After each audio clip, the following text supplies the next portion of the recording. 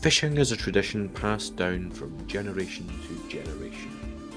It's a way of life, a source of food, and a source of income for many people across Tezzerath. But what happens when our love for seafood goes too far? When the demand for fish becomes insatiable and we start to overfish our oceans? Overfishing not only endangers the livelihoods of those who rely on fishing for their income, but it also has a devastating impact on our oceans and the delicate balance of marine life. The truth is, we've already depleted over 90% of Tezzerath's large fish populations, and if we continue at this rate, many of these species will soon become extinct.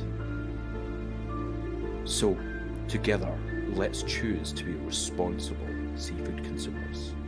Let's choose to tear down the corporations that overfish our oceans, rip up our seabeds, and destroy the delicate balance that Tezzerath so dearly needs. Good evening, and welcome to Science and Sorcery, the show where science communicators play Dungeons and Dragons to raise money for charity. My name is Declan Dervaden, and I am your host, and tonight we have a brand new look.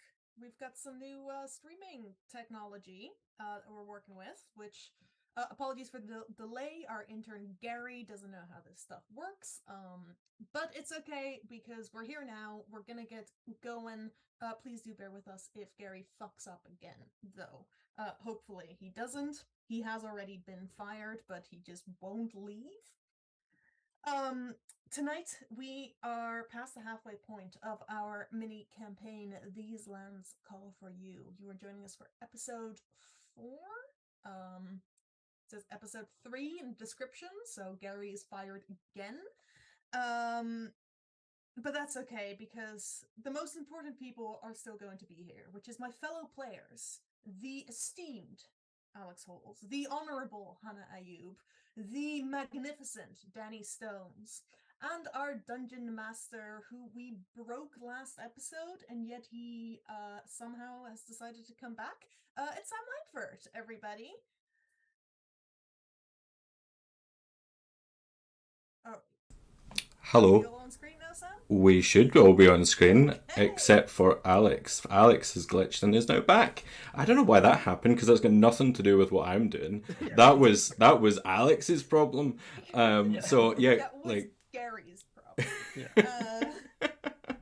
Gary has a particular hatred for Alex, because Gary's your evil twin. Intriguing. Yeah, let's go with that. Hello, welcome everybody. We're gonna get right into the story. Either I'm very quiet or Sam is very loud. it'll be me. I'll turn myself down. Good. Completely. To 0. Off completely. Yep, perfect. We don't need a DM for this one. No. Welcome everyone. Thank you for joining us once again. Before we get into the story, just a little quick word about the charity we're supporting this month, because it is February. Or February, however you want to pronounce it. And we are supporting a brand new charity, which is Letters to a Pre-Scientist. And I'm actually going to let Danny tell everyone a little bit about this, because he's been involved with them. Danny, over to you. Thank you. So Letters to a Pre-Scientist is about what the name says. It's about letters. It sets up pen pal partnerships between students in low-income schools and STEM professionals. You write a number of letters to each other over a course of a year, and the aim is to humanize STEM professionals, because a lot of children in these schools don't know anyone who's been to university, anyone who has a science degree, except maybe their teachers. I know that was definitely true for myself. And it's aiming as well to demystify STEM, make it something aspirational to these kids, as well as just kind of expanding their worldview and their literacy and all that kind of good stuff. I've been a pen pal with them for a few years. Currently, there are, I think, 2,000 STEM professionals signed up as pen pals, but they're always looking to expand and reach more students and more schools and things like that year on year. So it's a really great really great charity, really great goals. So I think it's definitely a good one. And if you are a STEM person, as you might be watching this, I encourage you to sign up as a pen pal next year. It should be about July time that they ask for signups. Cool. Amazing. Yep. So we have a new Just Giving. I posted the link to this Just Giving page in the Twitch chat. And remember, for £5 or equivalent in your own currency, you can give one of us lovely players, or I guess Sam, inspiration. And for £100, you get to change the course of the story. Is this still valid, Sam? I think so. I think we can still make that happen. That'll be Okay. fine. All right, all right. And for £20, you can make the bad lizard man shit his pants when he dies. That's already happened. Yeah. Which has already happened. So if you missed that, be sure to go over to YouTube. Oh, also exciting, we hit 100 subscribers on YouTube. Thank you everyone 101. for subscribing to us on YouTube. 101. If you haven't done that yet, you can go do so now. Or after this, whatever.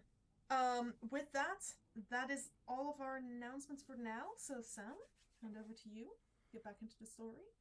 Exciting times. Last time on These Lands Call for You, our party headed off deep into Frangen's forest, where they were told about the great silver dragon who had flown into a rage recently, attacking convoys, burning fields, leaving homes a cinder. They journeyed into this forest and made some friends. They met the Entwives, non-trademarked version of. They also fought a witch who said the wrong word, decided to say the word delicious, and that was enough. They were on the hunt for a great legendary haggis in order to try to appease this great dragon. Upon fighting the haggis, which they downed and froze, Gulo Snowborn freezing this haggis straight to the ground, they were then set upon by Captain Osiris, a Jumanji-esque colonialist hunter who happens to be a lizard folk, who shot at Gulo upon downing the haggis, and a battle ensued. As part of that, the 4 dragon companions that are with our party showed up, joined in the fight. One of them was downed. Badger's companion Fern was knocked to the ground. But luckily, Kala, Rat's lovely dragon, came over, dragged the captain to the ground, leaving him limp on the floor. And we left our party as the great silver dragon landed in the clearing next to them. And that's where we're going to pick up tonight. As you watch as this giant silver dragon lands with a thump, blowing some trees over as it does so. One of you has to take a step back as you're kind of forced back by this wind, as you hear this dragon say, "Draconic oath, what brings you to my domain?"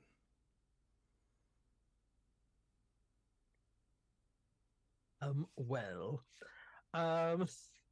We'd like to talk about the terms and conditions you agreed on. yes, something like that. We'd heard that you'd been a little on the violent side lately, and we just wanted to see what was going on with that. What the fuck was up with that? Hey, God, what the fuck is wrong with you? It's true, I have not been myself of late. You no doubt have heard terrible, terrible things. All of them are true. But it's been out with my control. The forest is calling for help. It's been harvested at too high a rate. The destruction of the many for the greed of the few, long live Jeremy Corbyn, has left this forest languishing in pain as creatures flee for their lives, many unable to make it. I did say, didn't I? I said we should take down those logging people. I bet they're part of Dreamstone, you know. We said we were gonna take them down after we dealt with the haggis. We did. I have a little note here, actually. I've just noticed it. the dragon is this dragon is suffering. Like, you can tell that it is somehow out of the rage at the moment. It is seen that you have brought a great offering of a frozen meal that it will defrost at a later point.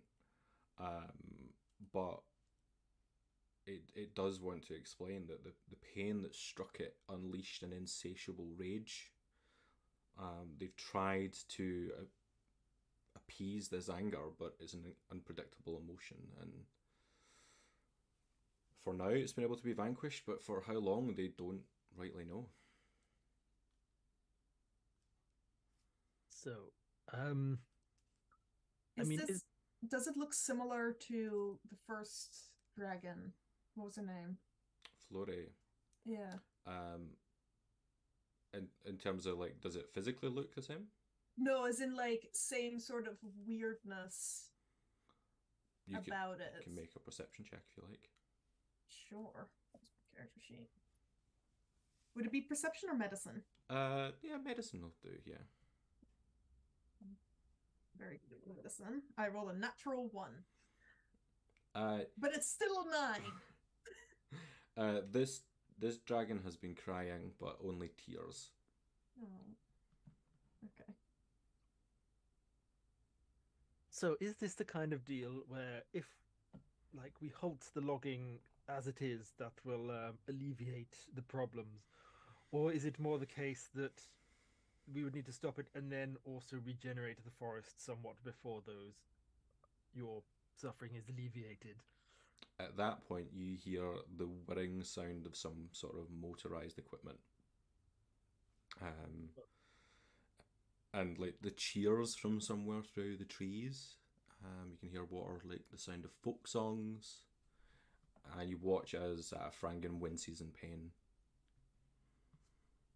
I think we should probably get a move on. We can debate the semantics of planting trees, not planting trees, all that business, but you know. Yes, that sounds prudent. Before we leave, let's make sure this guy who used to be a lizard but is now just a man. Oh yes, I forgot about that. Which, you know what, we can also deal with later, but let's just make sure his dangerous items are maybe not left in this clearing. In case another strange witch comes around and eats them. Yeah. I mean, I think there's also the matter of plausible deniability, so I cast Carrion Call on his body.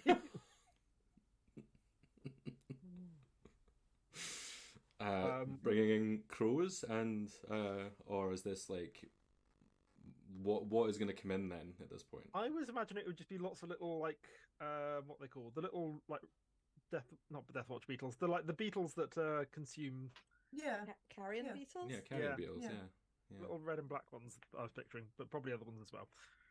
Okay. That's not going to happen too swiftly. Yeah. That will be a little bit over time. As you do that, the great dragon is just like hearing that noise and wincing and saying it's happening again.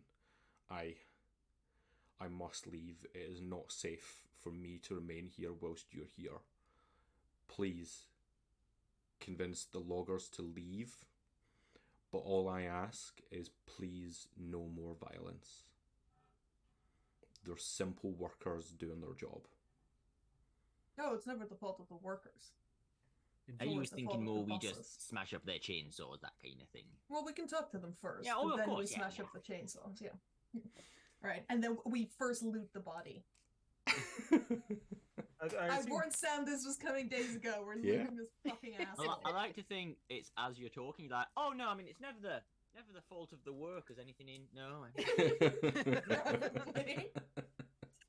Ooh, can I take the monocle? Hand Gulo the monocle, yeah. I mean, I have goggles on already, so I'm not sure how it will fit, but I like the idea of a monocle. I like the idea of Rot wearing a monocle. Ooh, that's a honey badger with a monocle. It's like patch on one eye and monocle on the other. Exactly. Or you put it over the patch. I like that idea better. Okay, that is actually better. Here you go.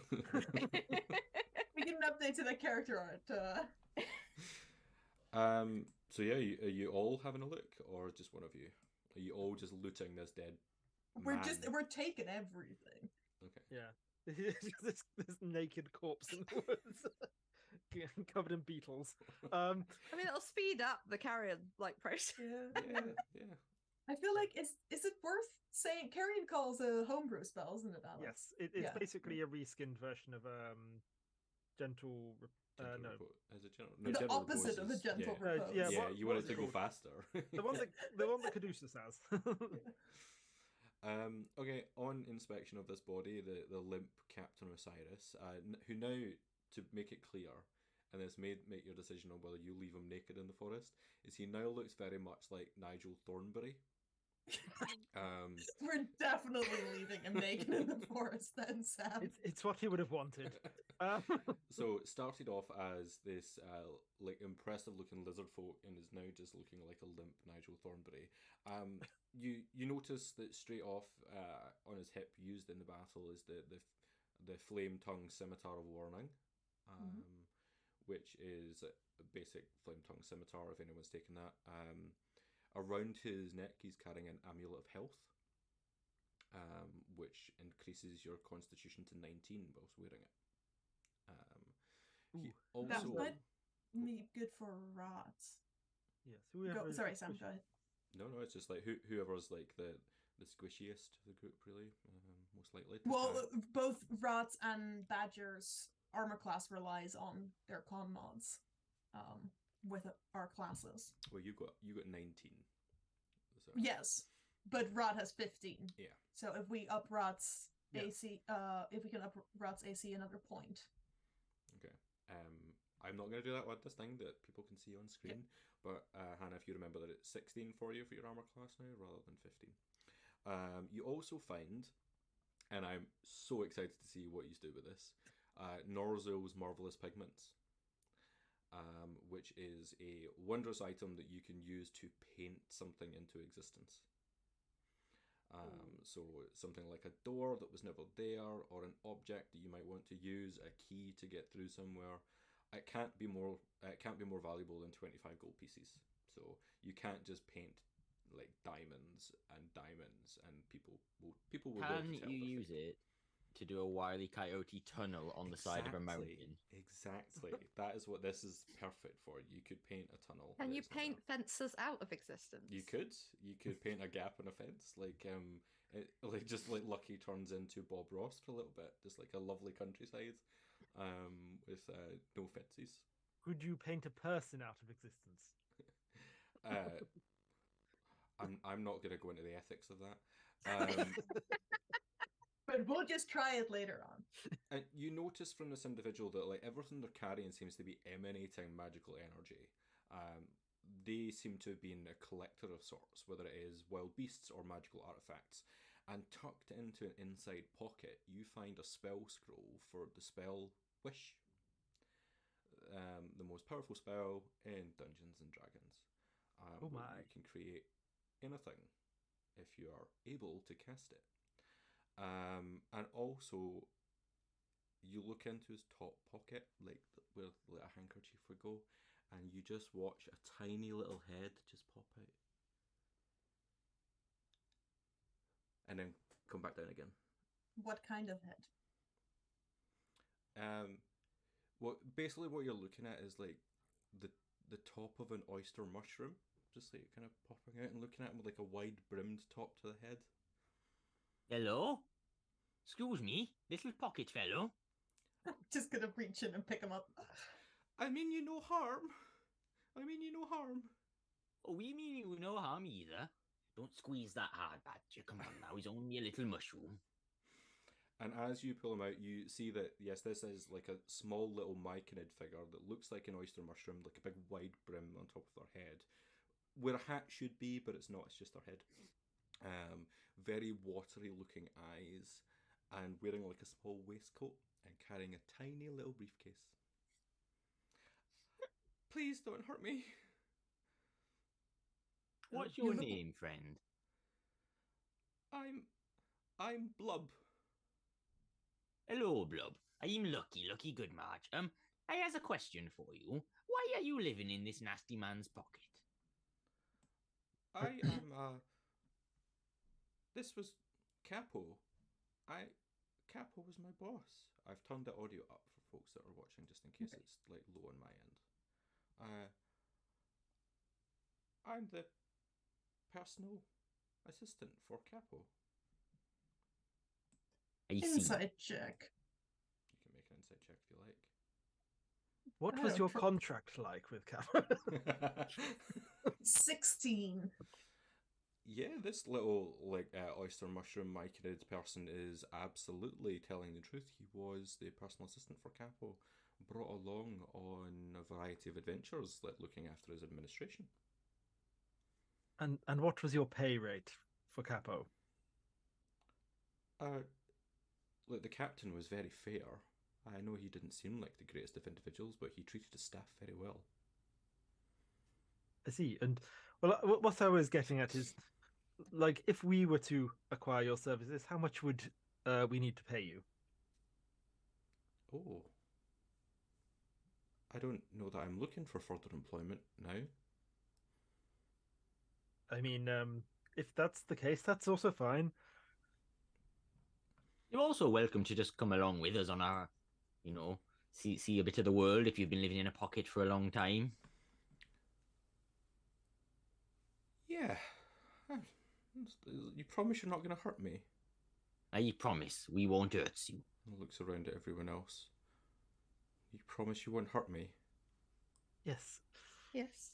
Unless you No. try any, mushroom antics, but I'm sure that won't I mean, happen. if you try to I- murder us or something, then maybe. But apart from that, Can we not make deals with random pocket mushrooms? Because this sounds like those fae I've heard a lot about. Oh, do tell. Where you make deals with them and then you can't break free of the deals and then you get trapped in terrible contracts.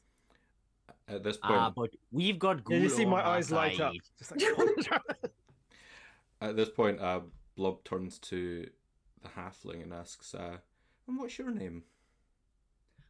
I did already tell you this. I said I'm lucky. You think about saying that, but you don't remember your own name. Oh no. No, I'm not going down that route. We're not, that is just. I'm not going down the evolution name. I just wanted to see what Alex and Dakar did there. This is just a mushroom who is. It would take these sad. out and drive to Glasgow again, Sam. Folks in the chat, do let us know if the volume's a little bit better. I have been playing around with it. I just want to make sure that it's exactly right so that I can get it exactly how it needs to be. You hear the machinery somewhere off in the trees. shall we? One of you pick up this mushroom. Let's go deal with the machines. Come on, little we'll deal with the mushroom. mushrooms Up on my later. shoulder. Or you can have a ride in my my chair. Oh, you've got choices. I have suppose. pockets. Well, he knows Lucky's name, so is gonna ride with Lucky for now. Okay. Just to be clear, Badger has not promised not to hurt this mushroom. Yeah, I heard it, and the mushroom heard it as well. Badger is still suspicious of this. The mushroom will remember that. I need to That is what myself they up. say. A mushroom never forgets. Yes. Well, neither does Famously. Badger, and Badger doesn't trust anything in this forest because everything so far has been suspicious as fuck. Okay. Thank you, Alex, in the chat for letting us know that for me to turn mine up. That's great. You head off towards the sound of the machinery, and after a little while, you come across a clearing, and you see that there are 4 dwarfs in this clearing, chopping down trees, drinking merrily as they go about their daily job of logging with some automated machinery. Winches tied around trees, and probably far too many bottles of ale for a job of this scale, and it definitely feels like they're breaking some sort of health and safety codes. Hello there. How are we all doing today? Oh, and they were like, oh, fine.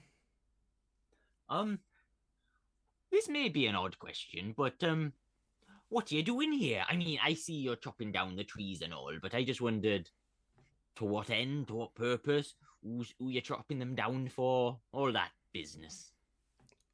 Well, chopping down, like, they all speak, like, one line at a time. Chopping down trees for the big man makes money from it. We don't ask questions. Who is this big at man? this point say in Dwarvish, It's like, we are here to inspect all the permits from the requisite guilds and other safety bureaus and such like. Could you present those to us, please? I appreciate that you've said that in Dwarvish and none of us know, so we're going to keep on doing what we're doing. They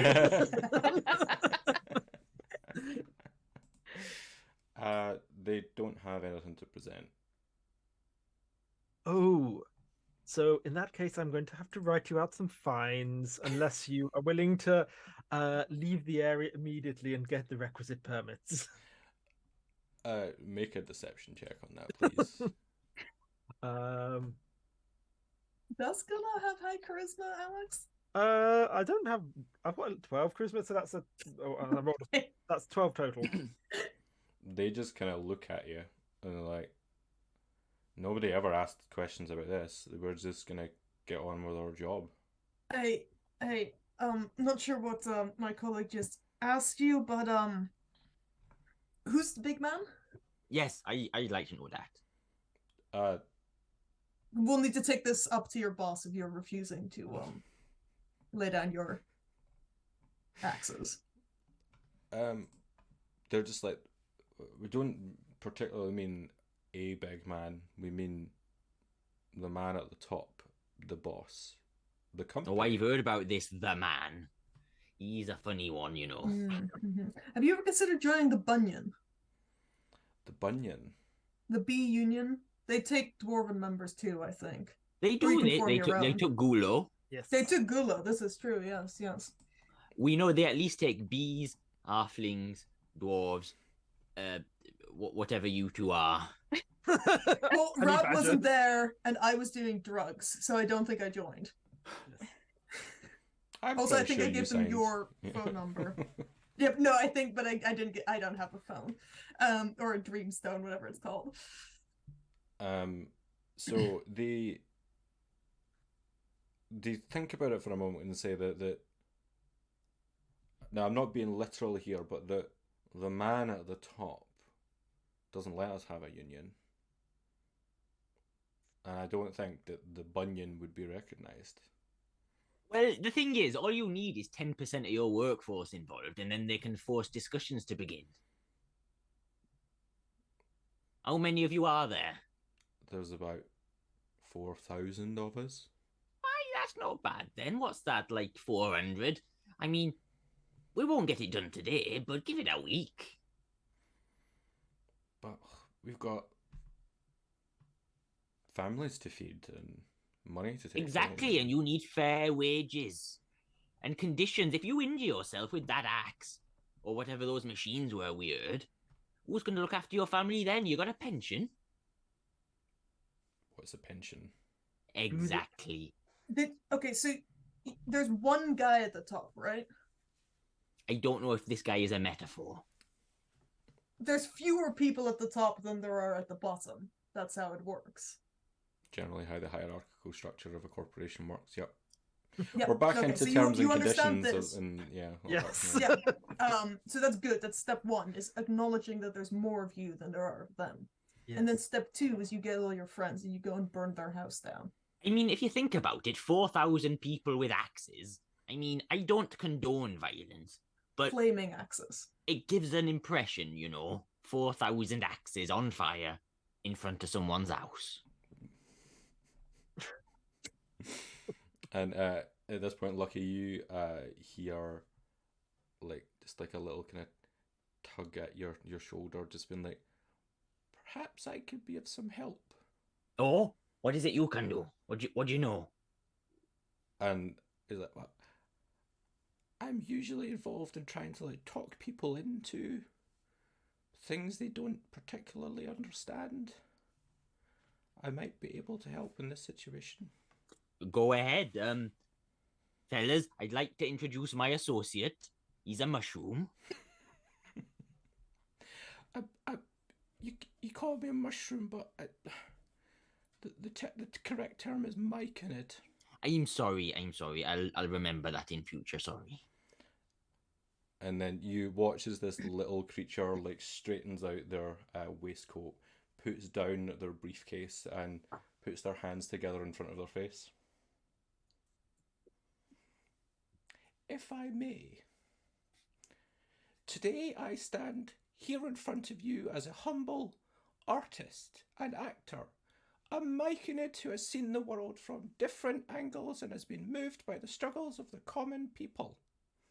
I come to you today not to lead but to inspire, to awaken the spirit of unity and hope in our hearts. And this goes into like quite a long monologue, like akin to Charlie Chaplin's The Great Dictator. And then is like, and this is why I say to you, let us unionize. Let us stand together hand in hand and fight for our rights. Let us stand up against those who seek to exploit us, who seek to grind us down into the dust. Let us fight for a brighter future. For a world where we're not just workers but people with dignity and respect. And how shall we do this, you ask? Well, my friends, I say to you, let us use our most powerful weapon, our voice. Let us raise our voices in song and in speech. Let us shout from the rooftops. Let us make our voices heard by the powers that be. And then he snaps his fingers, and you watch as the 4 dragons vanish into a pocket dimension. And then they're back. Even the smallest of creatures, myconids, dwarves, halflings, honey badgers, circus folk, can have the power of the sun in the palm of their hands.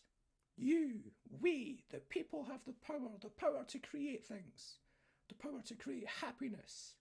So let us stand together, my friends. Let us be one voice, one people, united in our fight for a better tomorrow. Thank you. That was a lovely speech. I still don't trust you. That's your prerogative. I would like to know if you're telling the truth. I would like to make an attack roll against them to try to extort the truth. I can do this without causing any hit points of damage if I hit. I would just like to insight it personally, but I did that. I rolled a 16, and Badger is still suspicious. So I Badger's rolled going to an try 18 to do. insight that. Yeah. You can do it inside. I would like to try to extort truth. Okay.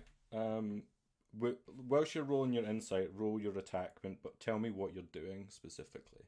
So when I hit a creature with an unarmed strike, I can spend a key point. I have 1 left from the fight. Force it to make a charisma saving throw, and on a failed save, it's essentially under the effects of a Zone of Truth spell. Okay. How are you hitting it? Just poking it. Just a poke. Just a poke. Okay. Because it's small, right? Yeah. It's not gonna, and I can choose not to do any damage. Sure. So You're just going to get banished to an extra plane of space now, you realise. it's still gonna be under the effect if it fails to save. That doesn't help you if you're in another plane. That's fine. I rolled a 25 to hit. It's telling the truth. I mean, it can make a charisma saving throw.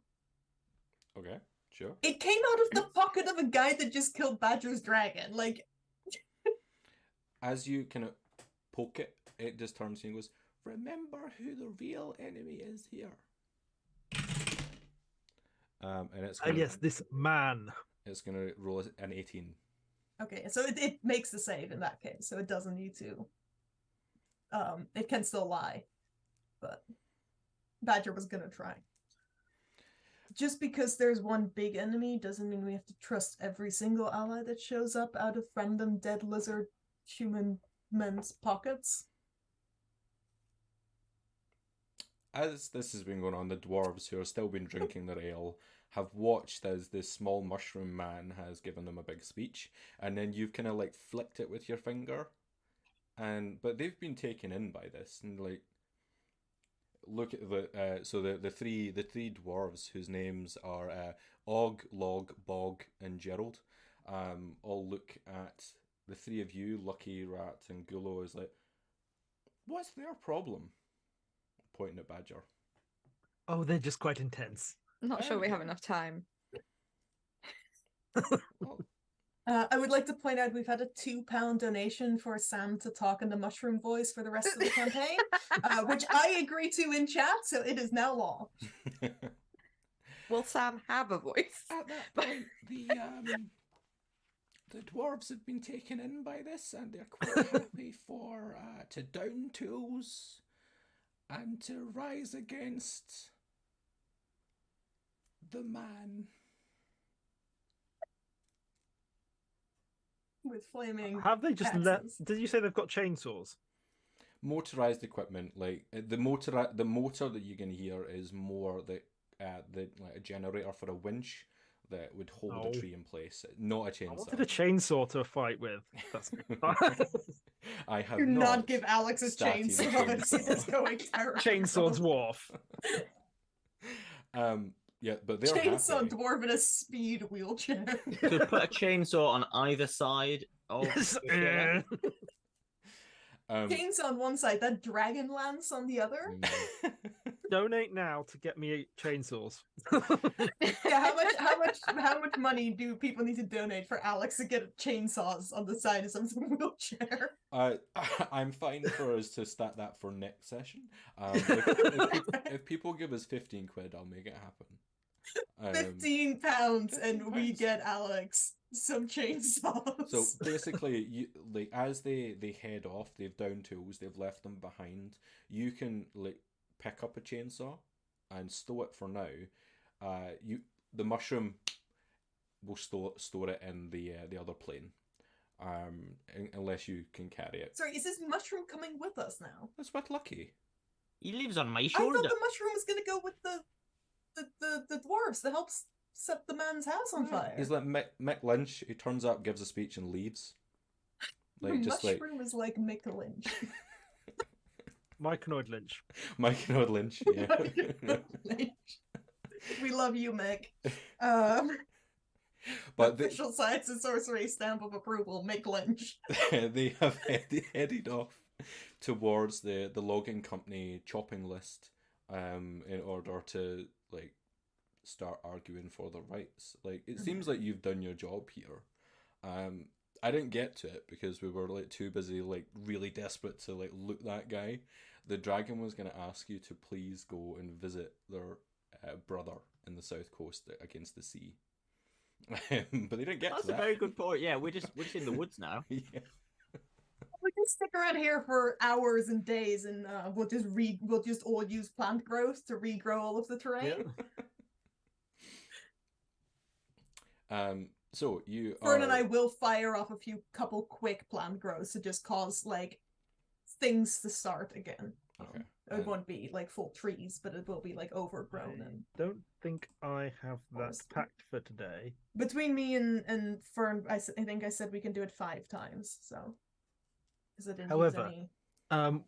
So this place we need to get to, right? Have we been there before? Yeah. Like you visited all 4 dragons before, so you're quite comfortable in. Okay. Do I know a big old tree there? A big tree. Yes.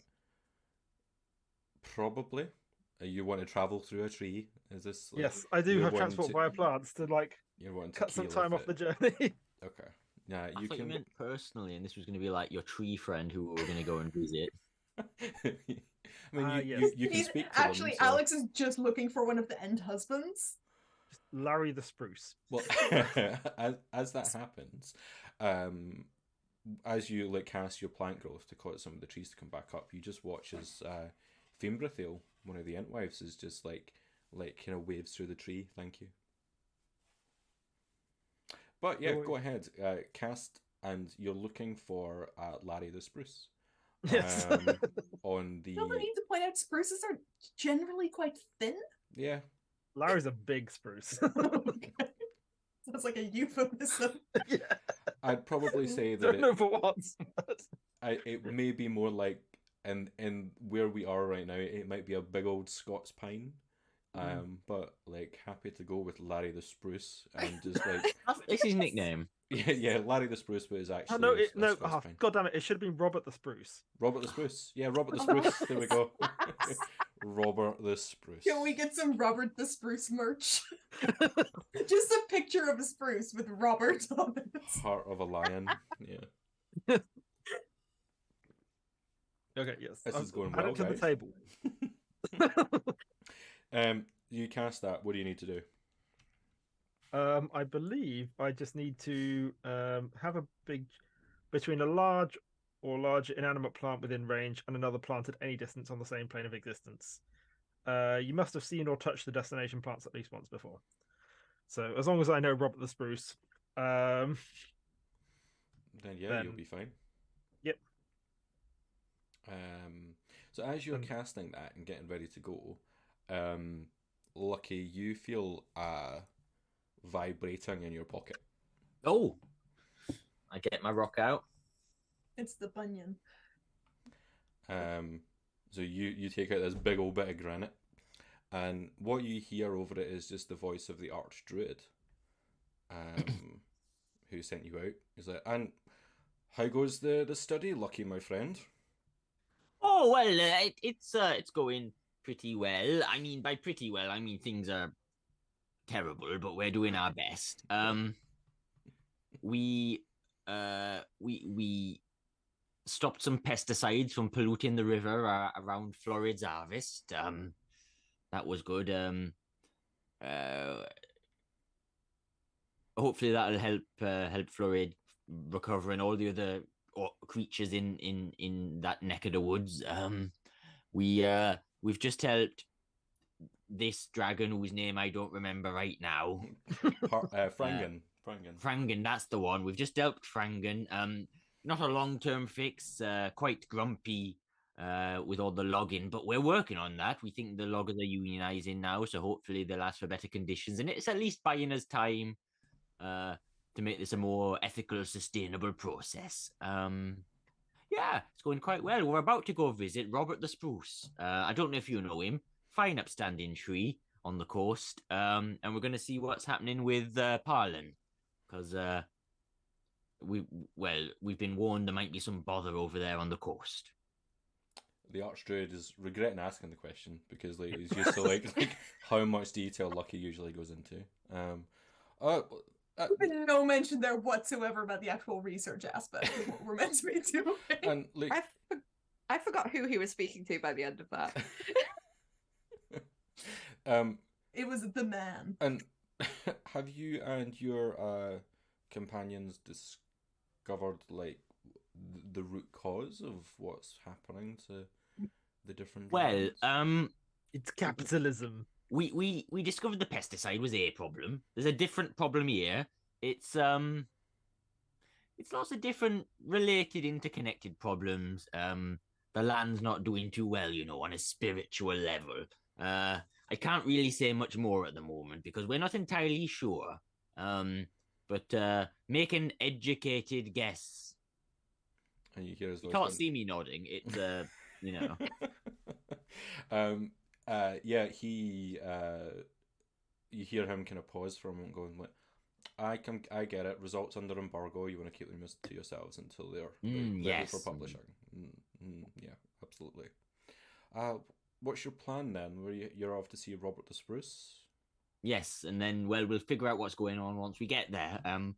We weren't given many details by Franklin, just the Parlin, some kind of bother going on the coast. Okay. Well, keep me updated. Yes, I'll have to go. I'm about to go into a tree. An average day on our line of work, of course. Yep.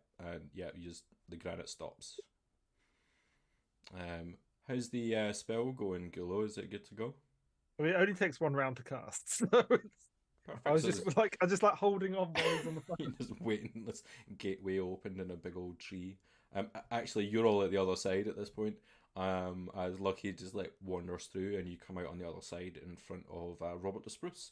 Gulo, you know Robert, so are you gonna tell him what's going on? Why you've just like emerged from him? I think I That's just a make whole small other talk. spell. Just sort of like, oh, how are the seedlings doing? Sort of, yeah. I think, yeah, just oh yes, it's just a bit of a business trip we're having at the minute. I hope you don't mind. Yes, the sapling's doing well. I see you've got a nice crop of cones. Do spruces have cones? I don't know. Well, Yes. the thing is that you come out and you're like this. This is one of those. There are Americans watching, but I'm gonna say it anyway. This is one of those Americans that like is really keen on their Scottish ancestry. Oh no. This is like not a spruce. This is like a different kind of isn't a different kind of tree, but it's really like keen on its roots, which works on two levels there. And so it's really really pleased to see you. It's like talking about its cones. Doesn't grow cones, but it just likes to talk about them. Nice to see you. Hope you can help the big guy. And he's just gonna go back to it. He's like not really up for too much discussion. There's a lot of talks about guys this episode. All kinds of guys. Seems to be a conspiracy. If there's any trolls in this episode, we can title the episode "Guys and Trolls." Sam out the troll. You have to. Actually, I think I might be the troll. I'm having fun. Well, we're going towards the sea. We're about to talk about trolling rather than trolls. Guys and trolls. Guys Yes. and trolls. There we go. Bring it down. That's the episode title. Guys and trolls.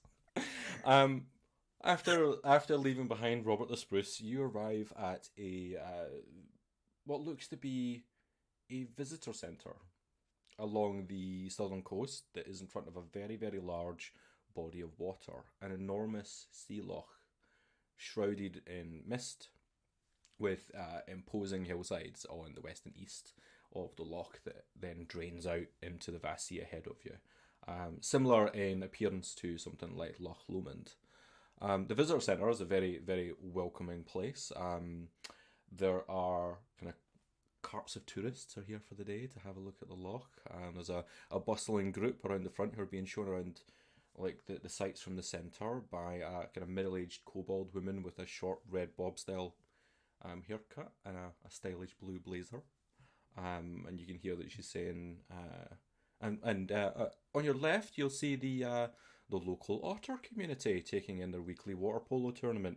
It's getting close to the end of the season now, and Parlan's Paws are looking for their first championship win here in Tezzerath, and they just kind of keep going as you look over, and there are two opposing teams of otters playing water polo. A lot of cheering. Oh, I thought these were going to turn out to be gay men.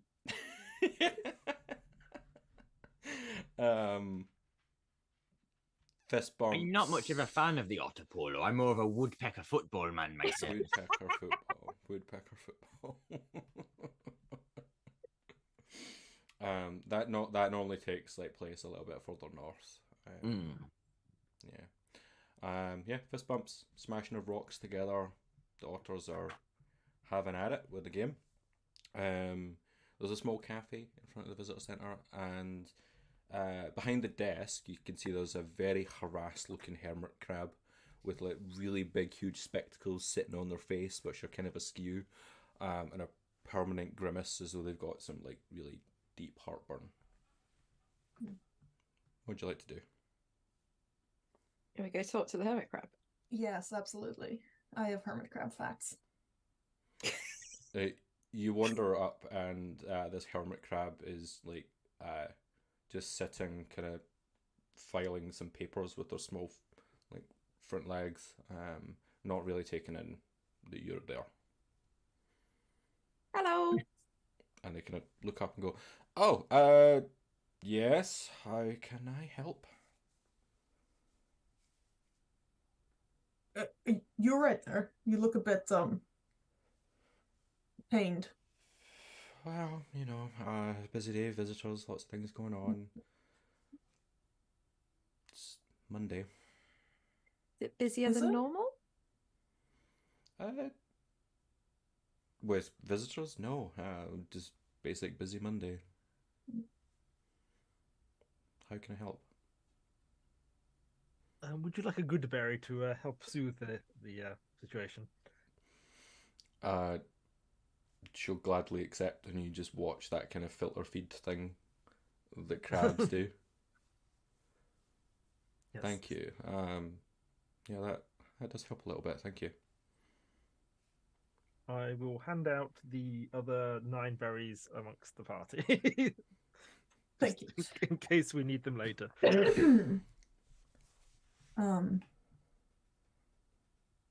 We were what were we doing here? I'm gonna be honest, I don't really know. We were going to talk to the loggers, and then Frangen Parlin, I shouted, believe. "Go to see Parlan," but we didn't really get many details. No. Very much an afterthought, if I'm honest. We're with the Draconic Oath house Right. things here. Just checking on the ecosystem and all that. Yes, like as Badger says, how are things going? Well, Parlan's not been feeling the greatest lately, and you'll have to make an appointment and come back another day if you want to see them. When's the earliest appointment you can do? We are, busy oath keepers and all that. Well, we had that emergency message from Well, exactly. Yeah. That's what I was thinking. Yeah. Emergency message? From who? Top secret. What's our boss called? Archdruid? The Archdruid. From the Archdruid. Well, we could also say if we were sent by the other dragon who's Yeah, but we've already now said that the dragon just called out. Hey, I don't think it's a good idea to say this in front of him. That was me saying that out of character because I couldn't remember the name. The Archdruid. The nearest I can do for an appointment is going to be next Thursday, possibly. As I say, It was about this afternoon. We're free. It's not going to be a long message. Very, very brief. But secret. But secret. But we could fit it in between other meetings, like in We the bit where... we just need to walk in the room, shout, and then we can leave. And if you can is it a message that I can pass on to the dragon? No, top secret. I'm afraid top not. Secret. It's a clearance thing. Yeah. Not that we don't like you. We're just literally not allowed to tell you. Spells and stuff, keeping us from saying it. You're a shifty lot, aren't you? I don't think so. It's all the terms and conditions. Thank you, Gulo. Gulo's our lawyer, see. Keeps us right with all this. Stops us from blabbing. If she if we say things we're not meant to, Gulo hits us with a chainsaw. It's the Marvel approach. Doesn't seem like a particularly healthy approach to a working relationship. We're working on it. We're working on it, but it's effective. Yeah. How about we sort of sweeten the pot a bit? Like, how you need any of your? Does this hermit crab have any algae or anything sort of growing around the shell? No, very well kept little hermit crab. Okay. I'm actually wondering about the shell. Does it look like, given you said the hermit crab looked pain, my first thought was, is the shell too small? Does it look like the shell's maybe the wrong size? You can make me a nature check. Certainly try. 12. I mean, they're kind of fidgeting a little bit, but there's nothing that's too obvious to say that they're in the middle of growing it or finding something new to live inside. My favorite, I did a project on hermit crabs once where we basically looked at aggressive contests between different sized individuals, and they just, if they want a new shell, pull another hermit crab out of their shell, and then they have this weird little naked shrimpy thing, and then they just try out the other crab shell, and then if it's not good, they go back into their own, and they're just weird little circus folk. I heard that they all kind of line up and then all move to the next house along, the next. No, they're not that nice. No. No, I don't know who told you this. And if you get an aggressive one, they'll just pull the other hermit crabs out of their shells just because they can. So what you're saying is it's not a great housing market. No. It's a bit like the student housing market. Well, on that note, shall we see if there's an estate agents nearby and we can check what the Well, I mean, I do have another suggestion. Were you having a little bit of you thinking of upsizing soon? I'm sorry, are you here to see the dragon, or is this? Oh, Are yes. you a we are here lawyer to see and the an dragon. estate agent? And Well, I mean, I'm not an estate agent, but I thought it was the fairly typical thing is like if we want to get an appointment, we make sure that the people we are communicating with are well recompensed. it sounds like a bribe. I was just thinking of having a good working relationship personally. It's getting a bit like you can see there's a little queue forming behind other people looking Look, for things. We're gonna stay here until we can go see the dragon. So either you can tell us where we can find them, or the queue's only gonna get bigger. I mean, I was also just going to say I can just magic your shell bigger for a bit if you want to try out a bigger one. There's nothing wrong with my shell. Like, Okay, you're that's fine. That's what I fixating was on offering. this. Snaps her claws and is like, Kevin. And you can hear water dripping as the floor just like, is soaking wet as you watch as this majestic creature comes walking over, a horse-like creature with like Hold it. deep black skin, and where the hair would be is seaweed, and like the smell in the room has just got like very, very salty. Can you tell Parlin that there's some visitors and that they're not going to leave unless they just kind of get to poke their head in? They seem here in an official capacity. Do me a solid. And yeah, Kevin just kind of wanders off. Doesn't say anything. He's like, Kevin will check. Just, can you let me deal with some other folk for a second? Step aside immediately. What are you doing at this time? Whilst Kevin's going to check. Did they have a gift shop? They do have a gift shop. is it a proper gift shop? Make me a perception check to see if you can see the things you're looking for. It's just bones again.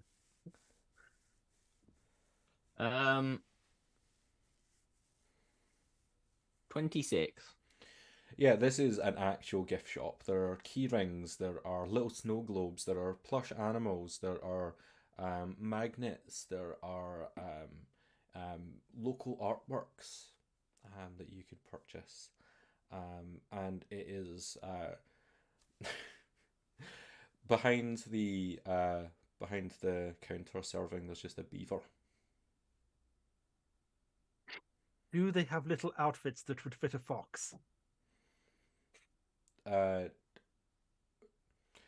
Make an investigation check, and depending on how high you can get, we'll see if we can get something for Shimmer. That one. I also definitely heard you say aardvarks instead of artworks. Artworks, there's local aardvarks that you could buy. I feel like what this party really needs is an aardvark. Not one of those imported aardvarks, just proper local aardvarks. Yeah, like straight from the artist. Nothing in this store suggests to you that there are small little fox-sized costumes. Sadly, But that's very disappointing. Though. I mean, are you going in to like have a proper look, or will we wait on Kevin? I'm waiting on Kevin. All for Kevin, sorry. Just Lucky as well. Are you just wait? I'll have a little bit of a look, just a very brief look. I'll ask what's our marketed friend called? Is it Blub? Blub. Blub. BLUB. Would you like to have a look, Blub? Anything you like from the gift shop? Ooh, I don't get the chance to look around in gift shops very often. Well, exactly. The last one I went to, it was all dreamstones. What kind of a gift shop is that? That doesn't sound like any gift shop I've ever heard of. Exactly. I was very disappointed, I tell you. And I bet you it was one of those shops where they tried to sell you something and wouldn't let it go.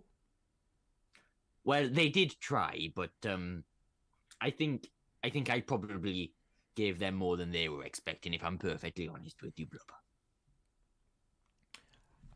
I'm glad that we've met. I feel like I we're a am good too, match. Blub. Are you comfy on my shoulder? Oh, it's perfect. Perfect up here. I can I was see. wondering if maybe there was something we could buy, like a little pillow. Oh, no pillow. I've got like a soft fluffy head myself. I'm fine. Okay.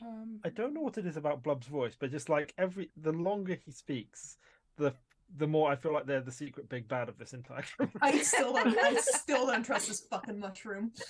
just, he's like, we've incited him. He seems very trustworthy, but just something. He's too eager to please. He came out of the pocket of the guy who was trying to kill all the dragons. But we all have employment histories we're not super proud of, I'm sure. Do they have any shortbread? I do love a shortbread. Definitely don't trust this. That's a good question.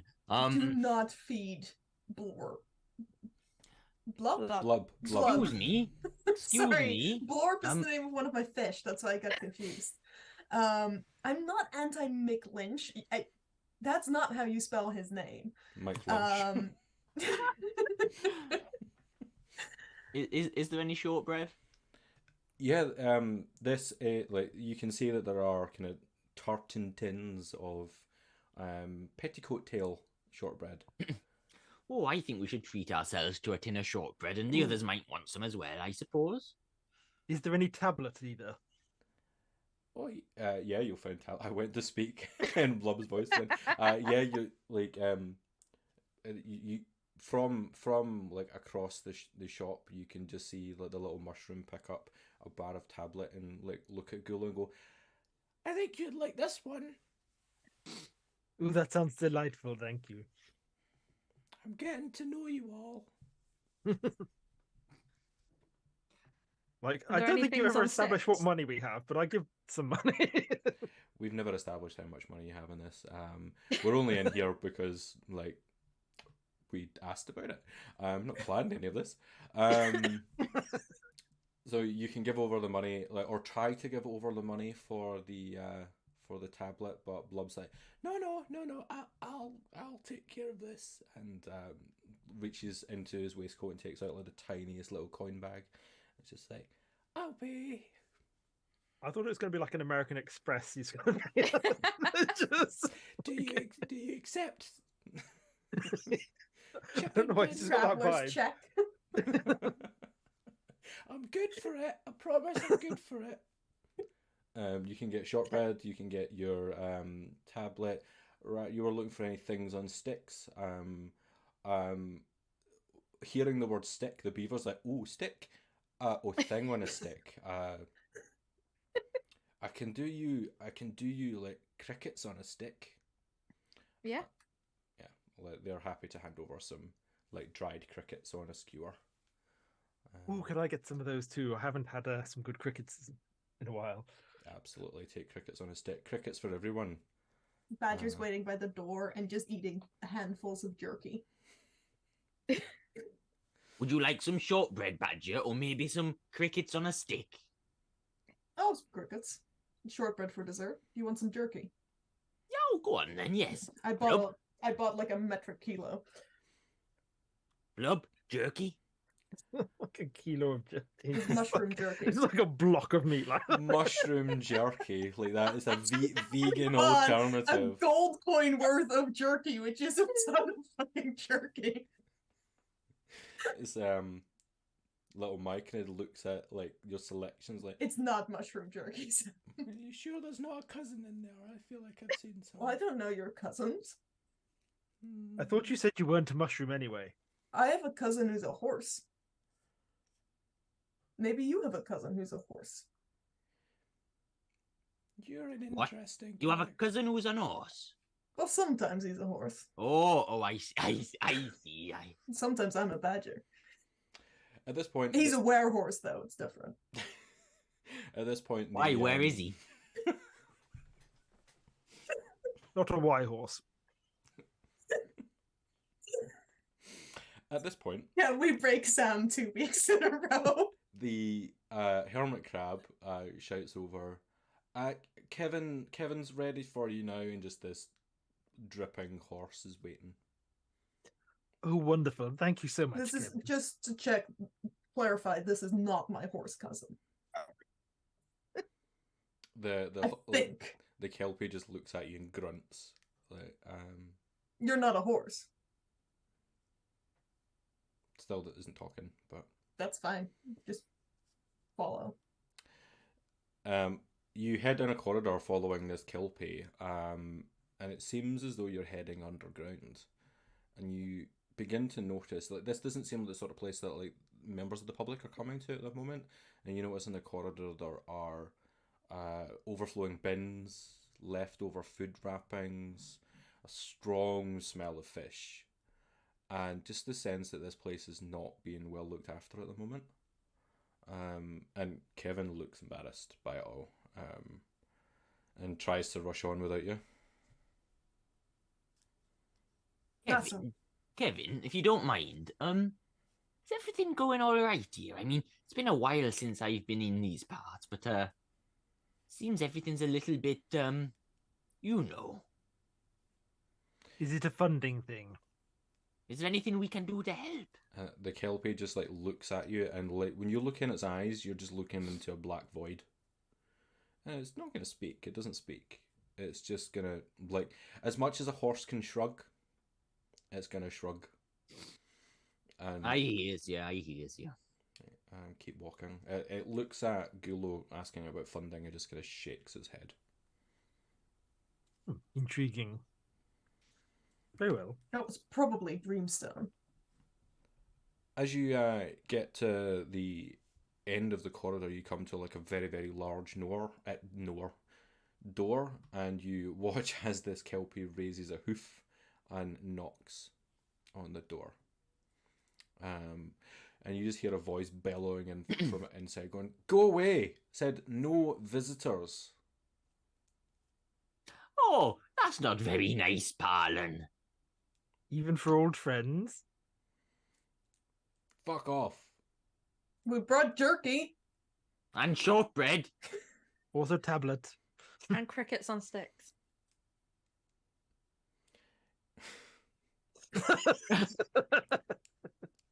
The Kelpie turns and shrugs again and just like gestures towards the door. I'm just gonna open it. Or try to. I'll see if it's open. Yeah, it opens, you're fine. You enter into this huge circular room, but rather than walls, it's lined with glass. And it looks out into the depths of the loch outside. Oh my god, it's a Bond villain. The waters outside are really dark and murky and lined with tall lines of kelp, like a kelp forest outside of the walls that stretch high towards the surface. And in the middle of this room, lounging like properly deeply inside of a very large beanbag, is the blue dragon Parlin. I'm picturing there's just like empty Ben and Jerry's tubs everywhere. I'm picturing this also as one of those living room, like a sunken living room. Yeah, like if you've seen, it's like Glass Onion, Knives Out. Like Yeah. he's got a sunken living room there. It's exactly like that. Mona Lisa hanging on the glass somewhere. This one's also fake, right? Or is Yeah. this one painted on wood? Well, he also had That's some a of fun that. fact about that movie. The Mona Lisa's painted on wood, not on canvas, so it wasn't the real Mona Lisa. Never going to be. Like Musk can't afford that. He's like, I said, go away, Kevin. What are you doing, bringing this lot here? The Well- Kelpie. Your brother sent us. The Kelpie's gone, by the way. Like he's not staying. Your brother sent us. Would you like some jerky? Oh, shortbread. I heard about crickets on a stick. Oh, Rob's got those. Here you go. Like, just snatches them and just like starts to like devour them one by one, eating the stick and all. What are you doing here, brother? What? Who? What? Rangan? Why? Why did he send you here? He didn't He's tell worried us. about he just, you. Yeah. He was Just said quite we should cryptic check about in. the whole thing, to be honest. He's very angry because of deforestation. Aren't we all? Is there any sort of um, aquatic related environmental conundrum you would like us to intervene in? He sits up and he just like points at the window. He's like, take a look for yourselves. There's I will. nothing out there. That is a very good point. Last time I was here, I saw lots of conkers. Used to be some soft corals. There was that one really funny fish. What was his name? Nemo. No, not him. Bevo. Dory. No. Marlin. No. Parlin just goes, Colin. Colin. Loved a I good... sure it wasn't Wanda. No. Oh. No. I think she died. I should get some sea urchins. Get rid of some of this kelp. Oh, but then we'd have to get the otters to get rid of the sea urchins. Well, I'm So sure there's a they'd whole enjoy like that. Well, the polo off season will be soon. this is Exactly. true. They'll Anyway, need something yes. to do. So, do you happen to know the cause of this dearth of aquatic life? Well, they're all vanishing. The fish, the marine creatures of this land are... The fish of this land served a healthy staple of people for millennia. But recent years, greed, overfishing, seabed trawling, decline that I can't stop. And so that's why I'm here. I'm just resigned to the fate that there's nothing I can do. You say nothing you can do. Maybe not by yourself, but you know, there's 6 of us now here, including our new friend Blub. Also our dragons. And our dragons and the pine marten and the fox. I don't know if you've got any friends, Rat. We'll find you a friend before we get back to base. Rat's a party all on her own. But you know, more heads, more hands. Yeah. You need to unionize, is what Lucky's telling you. As you've been like kind of rhyming off that there's 4 of you, 4 dragons, 5. plus Blub, and the 2 familiars, you can see like a cog turning in this dragon's head going,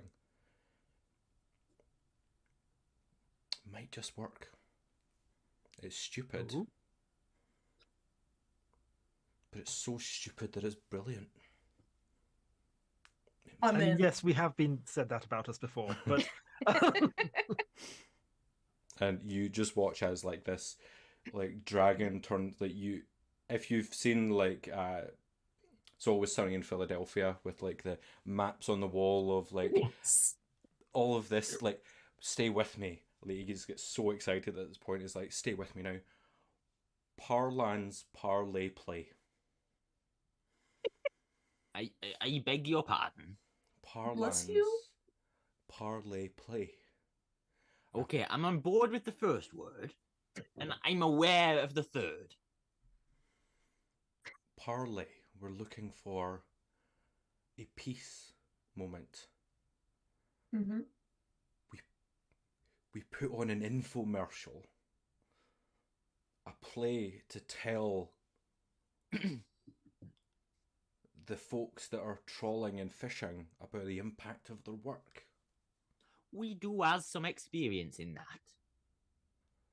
And if we can tug on their heartstrings, tell them about the decline of the creatures and the upsetting of the balance in our lands, we can maybe help them realise their mistakes.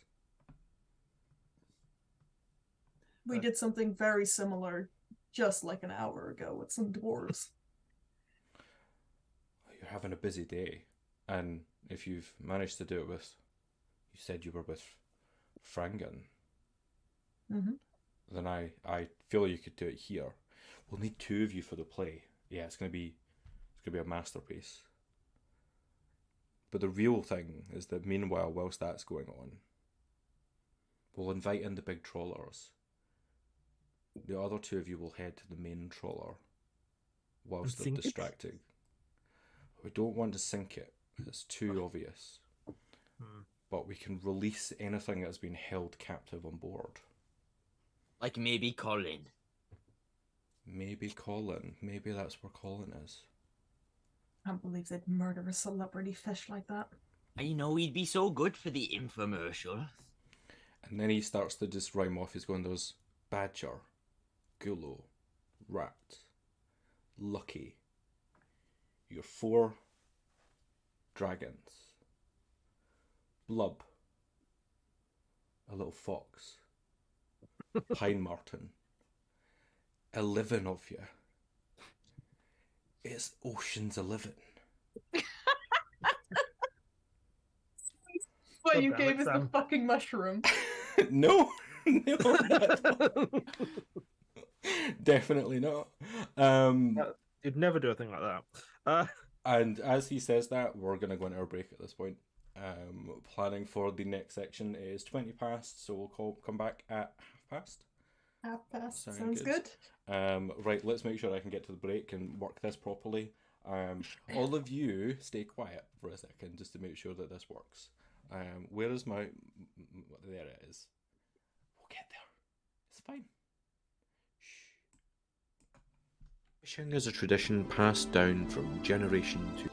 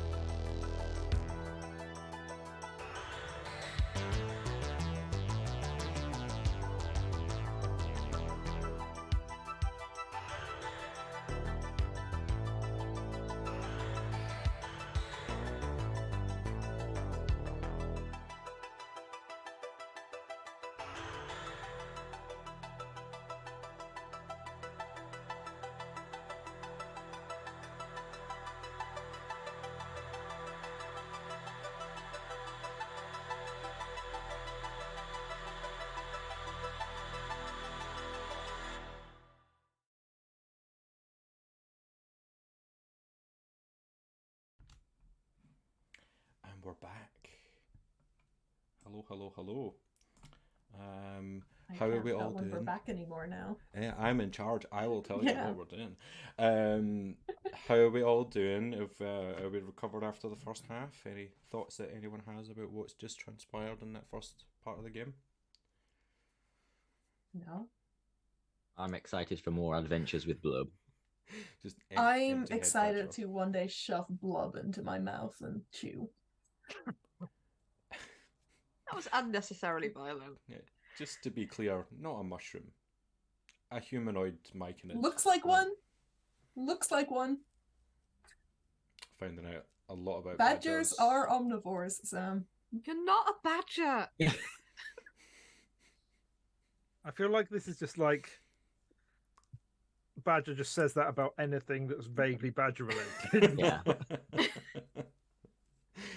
Okay, we have just been told by the Great Blue Dragon Parlan that they want to enact Ocean's 11, which is their plan for hosting a play, Parland's Parlay play, while sending two of you off on a heist to rescue any trapped, forgotten souls and marine animals that have been trapped aboard any trawlers that come in to watch the performance that is about to come forward. And we've decided in advance that Lucky and Gulo are going to be involved in the play, whilst our two badgers are going to head off on a heist. One real badger, one that pretends to be a badger, Sometimes is a little bit of a badger. and whose name I don't feel is actually Badger anymore. No, her name's definitely Badger. You just want it to be Badger because you're desperate to be a badger. Why are So you being so mean about my character, Sam? you mean about my mushroom man? Unnecessarily. This is suspicious as fuck. Last week, punched the witch. All the witch did was said delicious. This week, mushroom It was man. also suspicious. Mushroom man exists, therefore is suspicious. The first thing that we're going to do here is this is a chance for you, Lucky and Gulo, to think about what it is that could happen in this play. Now, the dragon has a bit of a plan. You're ushered into a backstage area, which is next to the amphitheatre near this visitor centre, which is where they usually do the dolphin and orca shows. It's kind of like SeaWorld. It's not great. Like the dragon's not involved in it. It seems to be like an outside job that's involved in doing this. But they're having the evening off at this point. So you're behind there, and the dragon is going to explain that we want 3 acts as part of this. Each act should have 2 scenes, 2 things that happen in them, and both characters should be on stage at any one time. You've got a chance to confer about what you want this to do. You need a hero, we need a villain, we perhaps need some comic relief. The theatre and the regions of Tezrath, you all know this, they follow a set format with the 3 acts and the 2 scenes. The dragon is on hand to play minor roles if need be, and otherwise we'll be scurrying around, like acting as the kind of the face at the front to welcome in the trawlers and the fishers, and anything else. Doing other little jobs like opening the curtain. We'll pull the big rope at the right appropriate time. Once you've decided what's going to happen, the curtain will rise and we'll act out the scene. Any questions about this? I'm not using any strict measure for success or failure. It'll go off of what you do, what your role playing's like, and some roles that I might bring forward for you. I think that seems fairly clear. I think. Okay. We'll start with that, and then we will split the party, and we'll go to Badger and Rat, who are not going to watch what's going on. You can react just as yourselves, not as your in-game characters. You're backstage. There could potentially be some things that you want to look for here, but Parlan's going to say, like, what we need to do is we need to start off with a deep message. The oceans are not doing great. The seabeds are being trawled. The lands are unhappy. a soliloquy of some form, maybe. The second act is when we find out more about our villain, what their intentions are, what might they be aiming for. And third act, fishy liberation. How do we get to the good part of where we want to be? How do we retain our lands and bring it back into balance as we might hope? What are your See, thoughts? I was Kenneth? thinking on this subject. What if we made Yes. it a grand tragedy, and then there was the sort of like at the end, it's like, oh, if only we could have averted this disastrous thing. I like that. I mean, it definitely is a tragedy, so that would be true to life, as it were. Or like we could do like the what's it called? The Winter's Crest carol style story where like there are spirits who show the future, and then they're like, oh no, we better avert that. Very greedy Ebenezer Scrooge, who's also a deep sea trawler. Yes. Or the owner of a trawling company. I think there's definitely some merits in that. I've known a few of these business types. I've run into a few in my time, so maybe I could play the part of Ebenezer Boatman. What do you think? And you could play one or all of these spirits. You could. I am very good at being spooky and weird. That's very true. You Is- are very. I You are have quite to ask, is Ebenezer Boatman a water boatman? You mean like is he a beetle? Yeah. He is actually. Yes. Okay. I'll go find some antennae. I assume there's like a prop box and a costume. Well, actually, like if you want to hunt around for some props and costumes, like you're welcome to do it. You can make me a little investigation check, and like depending on how well you roll, we'll find out what you find. So what I'm after, I think, to make me look like a beetle. So ideally, before I roll, what I'm thinking is like some antennae, maybe something like shiny and black that looks like a shell. However, I rolled 4. 4. Okay, Alex, are you looking for anything specific, like backstage? Well, Now, conveniently for this, I do have the spell Hallucinatory Terrain, so we can make a grand stage. We can make it beautiful and eerie and whatnot. I think now if I was to be playing these spirits, now what would a spirit? But I suppose you want a spirit of the oceans in the past, when things were Yes. good and bountiful. You could maybe play a sea creature like a dolphin or something like that. It's just like a basilosaurus or something. I wasn't thinking that far in the past. I was thinking like Yes. a decade ago. Hmm. As you're thinking about that, Lucky, you feel a little kind of tug again towards your ear of Blob just going, if you're doing Ebenezer Boatman, if you find me a little crutch, I'll play Tiny Tim. Oh, that's a wonderful idea. Yes. And whilst you're thinking about this, we'll come back just to explain what you've just found. Badger, Rat, you're heading towards this large main trawler, which is pulling in towards the dock at this point. Very excited group of fishermen that are waiting for this play that they've heard a lot about. It's been in the works for years, but no one had ever been daft enough to go along with the dragon's plan. Like you're able to watch from afar as there's like one main route onto this trawler. It's backed up towards the dock with like one door, with there's no cameras in this world, so there's nothing watching in that respect. But there is a little keypad, and next to it are two hippo-looking creatures, two GIF, who are waiting. Like a Moomins. Not Moomins.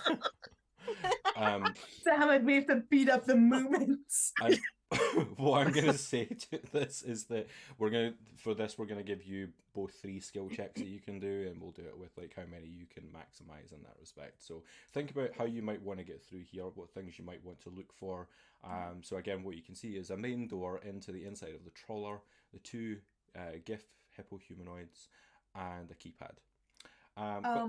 Okay. Yeah, on you go. No, I was going to ask, so skill checks, would using spells help as well? Yes, absolutely. You can do that. What does 3 skill checks mean? So if you say you want to do a thing where you've got like your medicine, nature, perception, I'll get you to decide what it is you want to do. We'll get you to do 3, and then we'll look for how many successes you found over that time. Gulo, were you rolling for looking for any things at that point? I think some.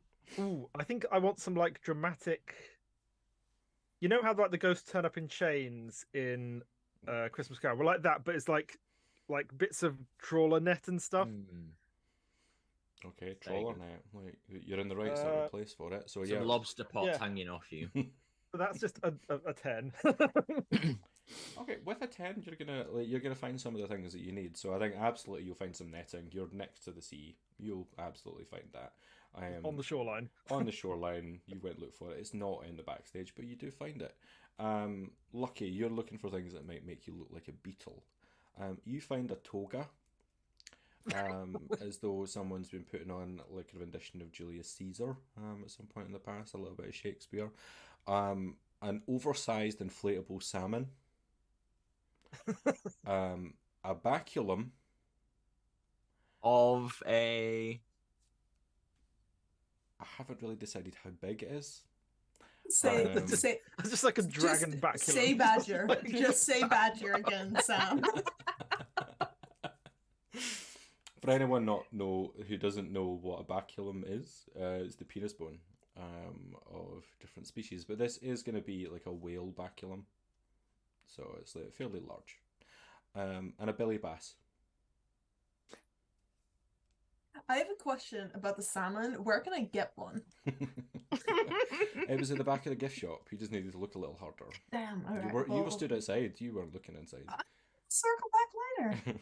Gulo, how would you feel about one of the ghosts being a giant salmon? I mean, that could be like. Is this area like a salmon fish, like where there traditionally like salmon runs here?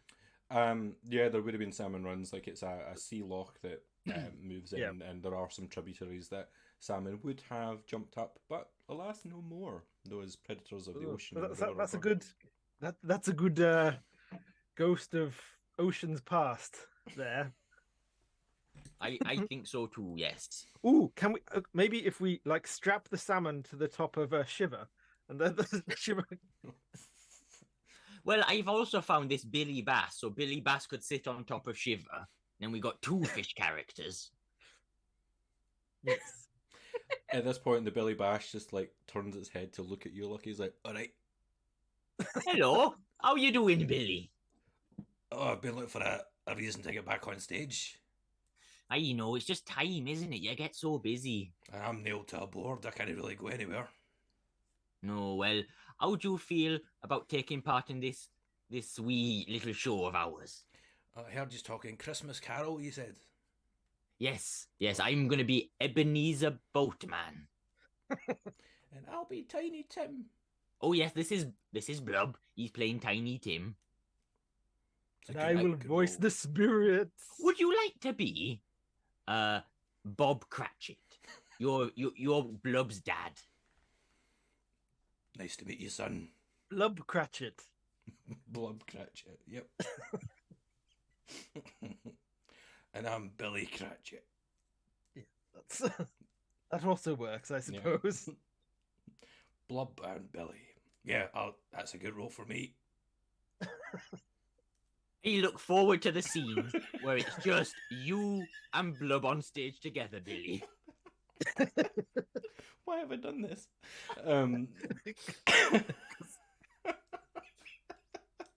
Meanwhile, Parline just kind of like puts their head like round to go, "How's the planning coming along? The people are coming in now." You hear like the chattering of people starting to come in, buy some ice cream, get some popcorn, sit down, ready for the play. I think we're getting something. The creative juices are flowing. Let's do some warm-up exercises, Gulo. Yes. 1, 1, 2, 1, or 1, 2, 3, 2, 1. Join in, come on. It's like, I do that. It's just like, oh yes, I think you, Lucky, should do the opening monologue because you do have that. Yes, I should introduce my character, shouldn't I? Yes. Yes. Well, I've got a toga. So I guess it's a period piece. Oh wait, maybe is it a white toga? It is. I assume. Yeah. Maybe I can use that as a sheet to be a ghost. Oh, I like that. I Costume like that. change. Yeah. That can be the ghost of the ocean's future, when there's nothing left in the sea. I like that. Yes, that's a good idea. I'll just put some sticks in my hair, and they can be antennae, I suppose. What shall I make? What shall I make the scenery look like while people are coming in? Well, I guess we need a boat, don't we? I probably spend a lot of time on a boat, so we want it to look kind of like the sea with a boat, and quite a nice sea because it's the past. Well, I guess it's the present. We're gonna go to the past. Ooh. So you want it to look basically like it looks right now. So perhaps it's the situation whereby, like, are there like stage pieces here? Yeah, like design it how you Oh like. my goodness, we've got the paint. So we could have the boat above the sea, and then we'd perform a bit on that, and then we walk below the sea to see what's going on there. Yeah, you think about that, Gulo. I need to go paint some things real fast. Okay. And whilst he goes to paint those things, we'll go back to the two badgers on a heist. What are you thinking? You're faced with your two GIF that are in front of you. There's door, a little keypad. Can we use spells? Yeah, you can use spells. Yeah. I have several plans, so let's go. Look, I prepped my spells for this heist the second Sam said heist. Did they include pass without a trace? They do, but I also have water breathing, which means we could also go in through the water and just swim around and climb up the side. I have fog cloud, so I could just create a cloud of fog. For it to be a really good heist, you need to both do separate things at the same time and like synchronize your watches and all that kind of business. Split the party again. So I don't know, because we're in a harbor, right? Yeah. So we could access the boat through the water. Yeah, there'll be a way in if you which might be easier than dealing with these two guards. Sounds like a good idea. And then we just, because I think we're both pretty good at climbing things. Yeah, what you like. Yes. Yeah, you have high athletics. I have shit athletics, but I have high acrobatics. And I'm pretty sure I have an ability that will help me with this as well. Or I can wild shape. We can just wild shape. We can just turn ourselves into rats and just crawl onto the boat. But just keep having more plans. Stop me anytime. Water breathing rats. Rats can swim for quite a decent length of time under the water. Yeah. Mm-hmm. I meant to say earlier, actually, Lucky, Badger, you both have a D6 because you were talking about something earlier, and it was interesting, but I cannot remember what it was now. There's been a lot of just like subtle science happening today. But there was like an extended conversation, and I cannot remember what it was now. I think it was when we were talking about crabs swapping shells, and I thought it was a pleasant procedure. That's it. Yeah. It's not. They don't line up neatly. They're dicks. So coconut crabs, which are technically hermit crabs, but don't use shells. Coconut crabs ate Amelia Earhart, so yeah, there's that. That's just a line to throw out there, and just leave that. We'll just leave that hanging. Like, No explanation. That's just a fact for you. That actually would have been definitively proven because they found corpses on the island where they think her plane went down, and then they showed it to this single man, and he was like, "No, that can't be her. The bones are too male." And then they threw the bones away.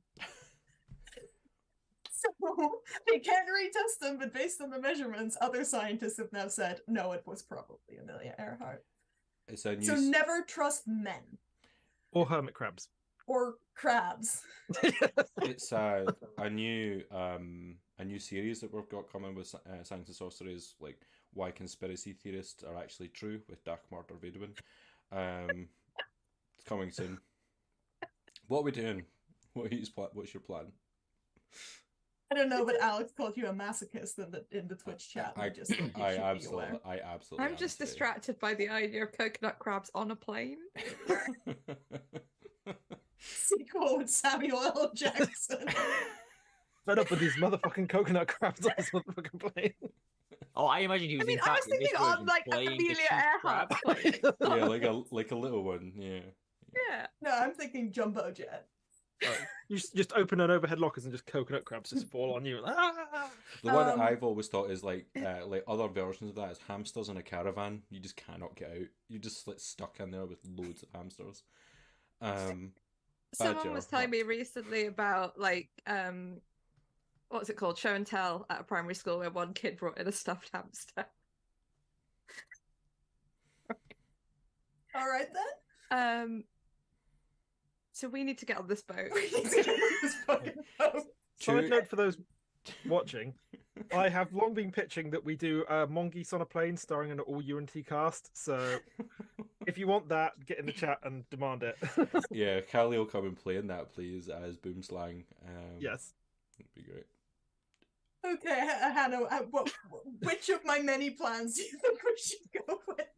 I quite like the idea of wild shaping because I haven't done it yet. Yeah, we can turn. I think both of us can turn into something with a swimming speed as well. Should be able to know, yeah. Yeah. I know that's from 4th level, so we could both turn into like. Oh, we said otters earlier. We could both turn into otters.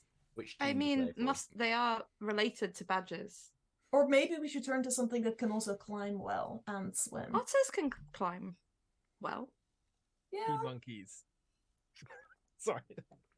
Alex, you're gonna make me keep spouting nonsense facts. Sea monkeys were popularized by a guy who was trying to fund the American Nazi Party.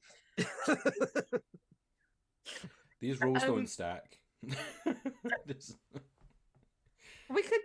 What about beavers? Yeah, we can be beavers. You have seen a beaver, so you can do that. We just saw one in the gift shop. Mm-hmm. Yep. I mean, we can pretend to work in the gift shop if we get caught.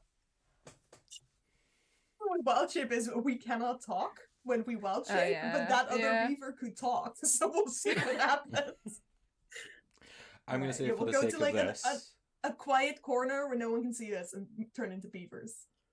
A quiet corner where no one can see you. Okay. So we don't just turn into beavers in front of these guys and then... For the sake of this, you can talk. Okay. Okay, you are beavers. You can do that. Alright. You're going to go swim to the back of the ship. Okay. And then climb up the ship. So are you doing this under the water, or are you doing it like swimming round? Just a pleasant swim as a beaver? I think under the water Under the until water, we yeah. get to the ship. Okay. You dunk yourselves under the water and start to head to the bottom of the ship. Make a perception check for me. Oh, do we if we're wild shaping, do we have the beavers perception?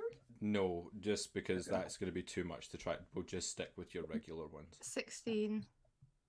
Perception, I get a 20 total. You can just see that there are, under the bottom of this trawler, just a whole bunch of crabs looking at you go past. Wave. What are you doing? And you hear that in unison as like 50 voices. I'll just say, what are you doing? So can we talk or can't we talk? You can. You can. Okay. We're secret lovers.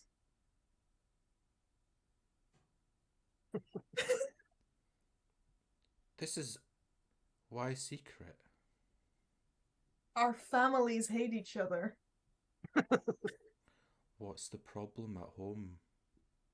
We don't really know why they hate each other. They just do. Yeah. That sounds difficult. It is. That's why we're running away together. You're, but Swimming where? away together. Onto the trawler. Under the trawler. But there's nothing down here. And they all just gesture. There's literally nothing. It's just empty water. Well, yeah, but we're gonna go further away. Out to sea? Eventually. Beavers don't live in the sea. Well, why not? I mean, don't think you can drink that water, right? I don't think any beavers ever tried. A beaver at some point has absolutely drunk salt water and it's gone really badly. Yeah, I don't know that. Badger's an optimist. Make a persuasion check for these crabs to believe what you're going on. Both of us? Yeah. They hit the non-theatre half the party riffing on Romeo and Juliet. The natural one. Dirty 20. Like how I spoke less, and yeah. Which I think probably helps. You just look really in love, and Badger's like, wait, fuck, we're not going to be able to breathe water into the salt. Oh my god, I didn't think this through.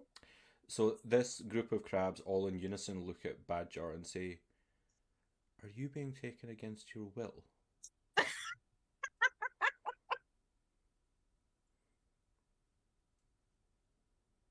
I'm just going to look really scared for a moment. Yes. She's making me show her the trawler when I told her that we shouldn't go look at the trawler because there's mean people on it. And you're right, there are mean people on it. Yeah, but she threatened me, so now we're here. And you watch all of these, like... With a thing on a stick. Cricket! I'm scared of crickets. You ate one. I'm so scared of them. These crabs are really confused. And they're, is this trafficking or is it visiting? You're climbing on here to have a look around. Yeah. Yeah.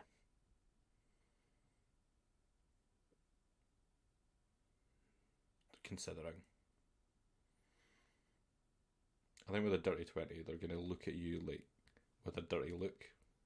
Like, believing that they believe that you are here to run away together, but haven't told the truth to the other beaver.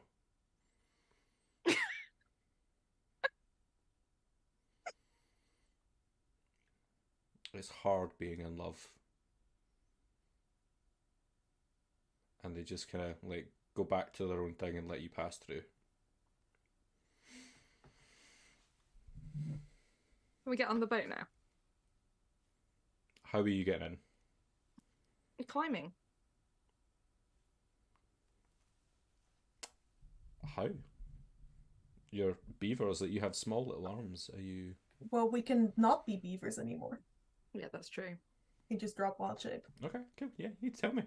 No, that's fine. I was mostly checking with Hannah.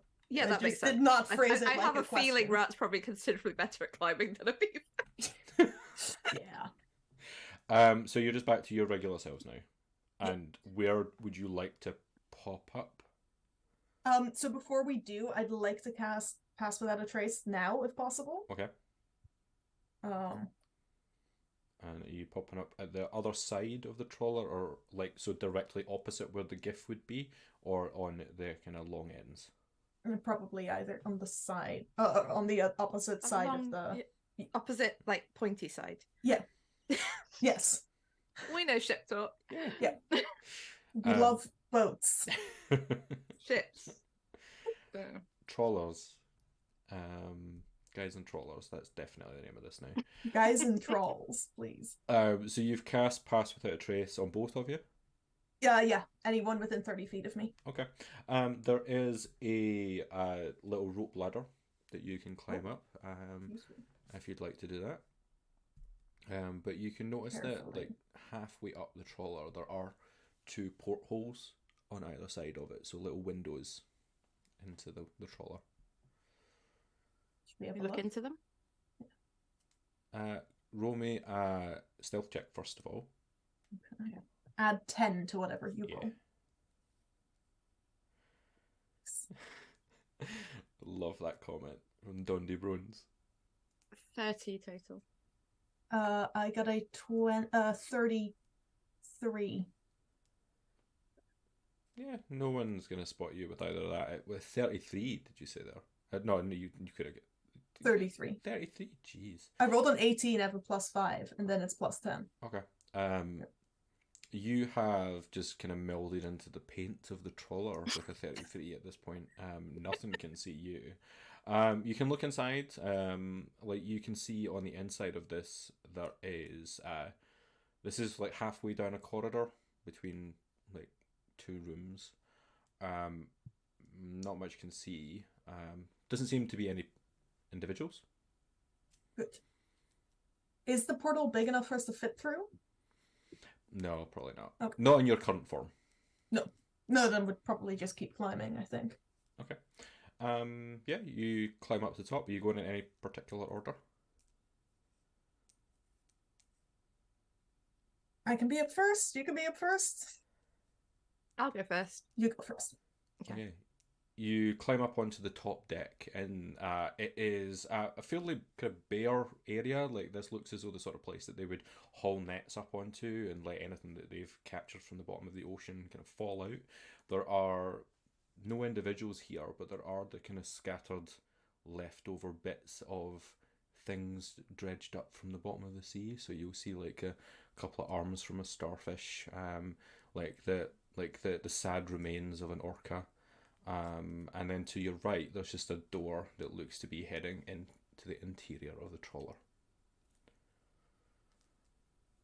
What would you like to do? Go through the door. Yeah, let's see if the door opens. How would you like to do it? There is just a handle on the door.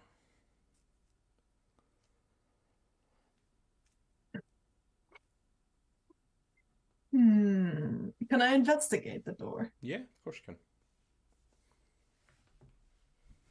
13. Looks like a pull door rather than a push. Okay, I'm gonna try to pull the door open with the handle. It seems like it's locked. What are the Right. limitations on the majestic planner again? That's to do with individuals. Boo. So like knowing their intentions. Okay. Just having a think. We don't really have anything. Could I try to pry the door open, the lock open with my dagger? Because I don't think either of us have Thieves' tools or anything. thieves' tools now. Got claws. Just like a long nail going in to try and find the click. You could do it with the claw. You could do it with the dagger. What would you like? You can both try. It would be a dex check, Yeah. wouldn't it? Yeah. Let's go with the claw. I think my dex, I've got a +5 dex. Do you want me to? I've got +2, but I've got advantage, haven't I? Oh no, that's saving, not. Yeah. I'm If it's just a check, I'll have a +5 on it. I think you have a Okay. +2, yeah. Yeah. Okay, you go. All right. Frankenstein's. 19. Yeah, you can like pop your dagger into this the keyhole on the lock, jimmy it around for a little bit. You hear 1 click, 2 click, a 3rd click, and you can hear the mechanism change. You can open the door and pull it out towards you. You see I push actually, you put and then I remember. yeah, nothing happens as you push. Yep. And you see that there are just stairs that go down into the galley of this trawler. All With right. that, we're gonna spin back to Lucky and Gulo. That's as far as we're gonna take you two, because I didn't expect you to like go round the back and do that. So amazing. Lucky, Gulo, Parlan is ready. Yep. Are you ready? as we'll ever be, probably. With that, the kind of lights in the amphitheater, or like in front of the curtain, all go down, and you hear Parlan's voice booming out towards everybody. It's like, "Welcome, friends, compatriots, fisher people, fishermen. Welcome to Parlan's Parley Play. I hope you enjoy what you're about to see. It's a bit of a passion project of mine, and I'm so glad to see it come to fruition." And with that, you watch as the curtains move aside. Welcome to the play. What's happening? So I've been busy painting, and I've painted a trawler boat on the sea. It basically would look like if you were to look out at the loch at this moment in time, because it's the present. And I'm standing on the boat with my little antennae, and Billy Cratchit and Tiny Blub are also on the boat with me, and we're out fishing, so they're hauling nets and things. And then a spotlight shines down on Lucky and on Ebenezer Boatman, and he says, "Friends, I am Ebenezer Boatman, a proud capitalist and owner of a fine fleet of boats. This one is my greatest of all. I call it the Ebenezer. I trawl the loch day and night with my crew, Billy Cratchit and his son, Tiny Blub. But let us not forget that while I am making profits, there is a darker side to all this capitalism. I do not value my staff, loyal though they may be. I trample on them and exploit them for my own personal gain. I grow richer while they suffer. Tiny Blub is terribly sick." Cough. You meant to cough at this point, Blub. Good job, good job. As a capitalist, I have always believed that wealth is the most important thing, no matter the consequences. But maybe I am about to be proved wrong. And then at this point, I will cast Fog Cloud for like a dramatic, like dry ice effect. And Shiver will run in with the inflatable salmon tied to his back. And Gulo will sort of do a voiceover. "I am the ghost of Fishmas pasts. You have been visited for your wells, and you will be visited by 2 additional spirits to me. So you may learn the ill you do to this world and your employees also." Oh no! We're traveling back in time to the past. Yes, it is I. And just like this inflatable salmon. And then sort of like I use the conjure hallucinatory terrain, so we're now under the water. As like back in time, the rivers and the lochs were filled with life. Behold, the salmon who are plenty, and also the eels and other fish and other creatures would feed upon these things, such as seals and whales and such things. Oh, look at all those fish. Some people might find this a beautiful sight of nature. Not me, though. All I see is the gold they'll make me when I trawl them up. I need to buy myself a boat and some nets and trawl this loch until there are no more fish left. Oh, yes, I'm going to make so much money. Ha ha ha ha ha. Ah, but there is more yet to see, as the 2 additional spirits will clarify in the next scene. Can I get you both to More make smoke. performance checks, please? Okay. I actually have. Nat 20. For 21. They believe you're a real ghost. Yeah, no, they 18. believe that Shiver with an inflatable salmon is a real ghost. So the trawler staff, sailors, fish folk, pirates that have all come in. Even Parlan, the great dragon, is watching this hallucinatory terrain and this salmon floating across the stage, thinking, "Oh my god, is this? These are professionals." They thought it was like an amateur production that he was like encouraging folks to get involved in, but he's like struck gold with this. It's like we definitely need to get them back for a follow up performance. Like what else could we do in the future? Parlan's party play was just the beginning. It's like this is In the Heights. Hamilton's next, and then with an 18, you said, Lucky. Yes. There's just with the opening monologue that you had there was just at least one sailor stood up and started to applaud, mainly, but they were applauding at the extreme capitalism that you were spouting, and that they agreed with it. Oh no. So they were like really happy to see you like standing up for the rights of the folks to go and dredge as much as they like. They enjoyed it. They liked it. This is like when Ben Shapiro didn't understand how murder mysteries worked. Another Knives Out reference tonight. Amazing.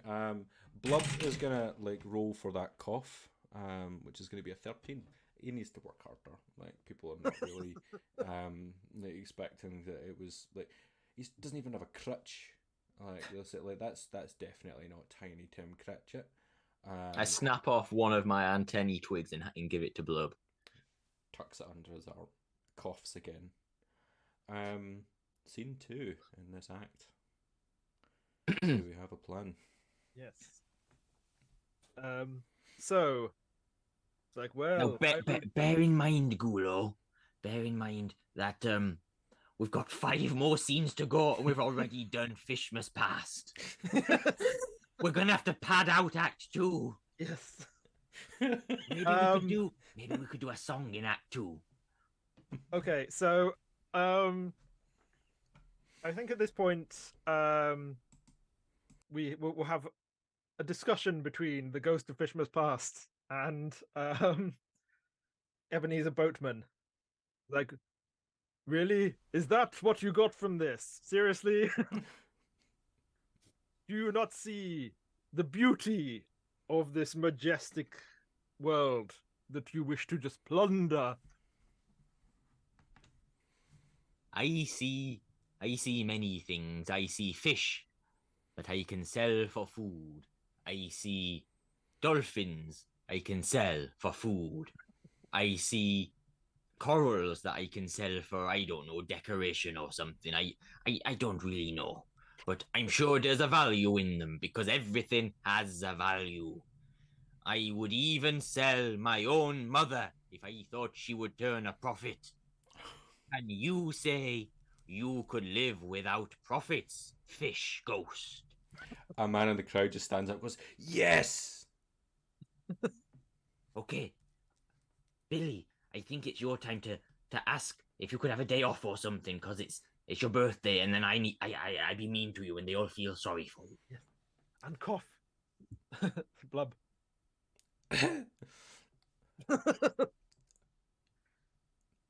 Master Boatman, it's been a long time at sea. Do you feel like there's any potential for a bit of annual leave? Perhaps Fishmas is coming up. Perhaps I can have the day off. Ah, Fishmas. That's but a day for lazy people to not be on their boats. If you have the day off, then fish are going free, and we're not making a profit. You've got to think about the bigger picture. It's not about you or about Tiny Blub. It's about my profits. Well, Did you hear that, Blub?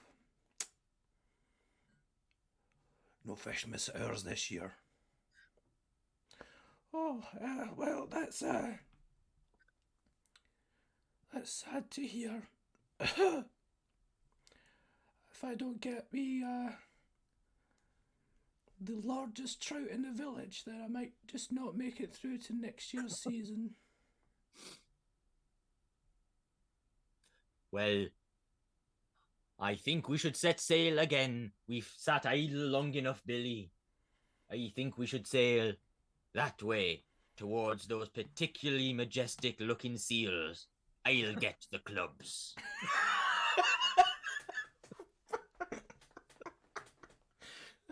No. This isn't a scene that we're going to see. This is like the end of the scene. We just sail off. It's just it's implied. It's a kind of implied things that happen. Can I tint a fog cloud red?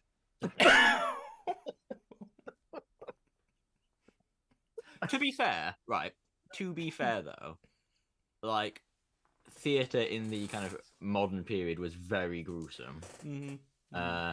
And you know, other popular forms of like they were competing with like bear baiting and cockfighting and things like that. So they would throw in just, you know, spectacle and like gore and chop bits off. I mean, not literally, but like I imagine they'd like throw a steak on the floor and be like, "My liver."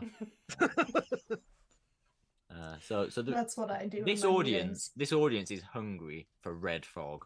Yeah. Which by that you mean both the in-game audience and the folks that are watching Yeah. as well. Yeah. I missed what was said even because the chat someone typed squid instead of quid and I got really excited about squid. And scene. We head back to Badger and Rat, who are back on the trawler. You're heading down the stairs. You're able to go down the stairs unimpeded. There's nothing really happening at that point, but you take a left turn and then a left turn again, and you can see ahead of you is this large processing room where any catches are brought into. And yeah, you can see kind of tables of like rolling tables. There are packing boxes, packing peanuts, cellophane wrap, that sort of thing. And a door at the other end. Right. I think I go find where they're keeping the prisoners. You go find the steering room. Sounds good. Sam, we're gonna steal this boat. We've worked out I can drive boats. Shit. One of Brad's tools that she is proficient in is water vehicles, and we're stealing the boats. That's fine. We will make it work. There isn't a path behind you though, so the only way to go is going to be going Alright. up ahead. So we're heading in the same direction for All now. right. Yeah. This is like that moment when you say goodbye to someone and then you keep walking in the same direction. It's fine. We're friends. We've probably done it before. Okay. I'm gonna investigate the next door as well, just to check if it's a push or a pull. As you head towards this door, like you turn to the other members, to other member of your group. So you look at Rat, and Rat looks at Badger, and it seems as though the other person is slightly taller than usual. As you feel your foot sink slightly into the floor, and I need you both to make me a dexterity saving throw. Is this against the thing we can see? Because Yeah. if so, no. No. Okay. So Hannah, you do not get advantage. But that's okay, because I rolled high. Fuck. 5. Oh no. I got a 23. 23. Badger, you're fine. But Rat, you, as you're looking at your feet at this point, you feel yourself being hit square in the chest by something that's flying through the air and appearing through the wall at the other end of the room. This is a narwhal tusk that has come flying towards you, and you're pinned towards the back wall as this impales you. And you're going to take, and I apologise in advance for this, 8d10 worth of damage. It's fine. I brought Revivify.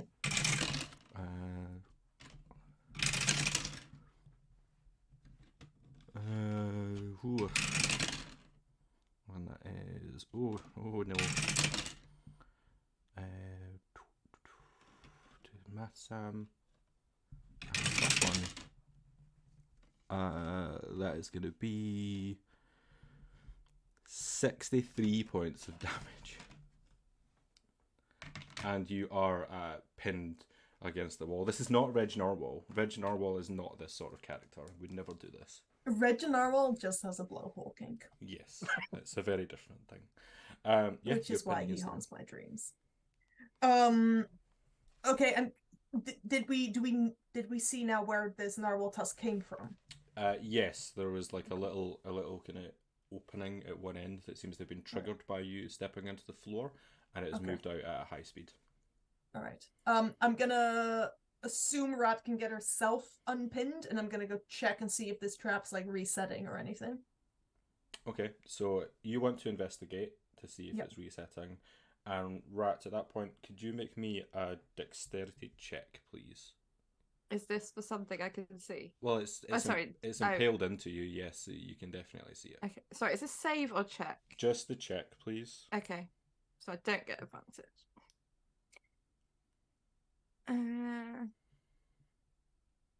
8.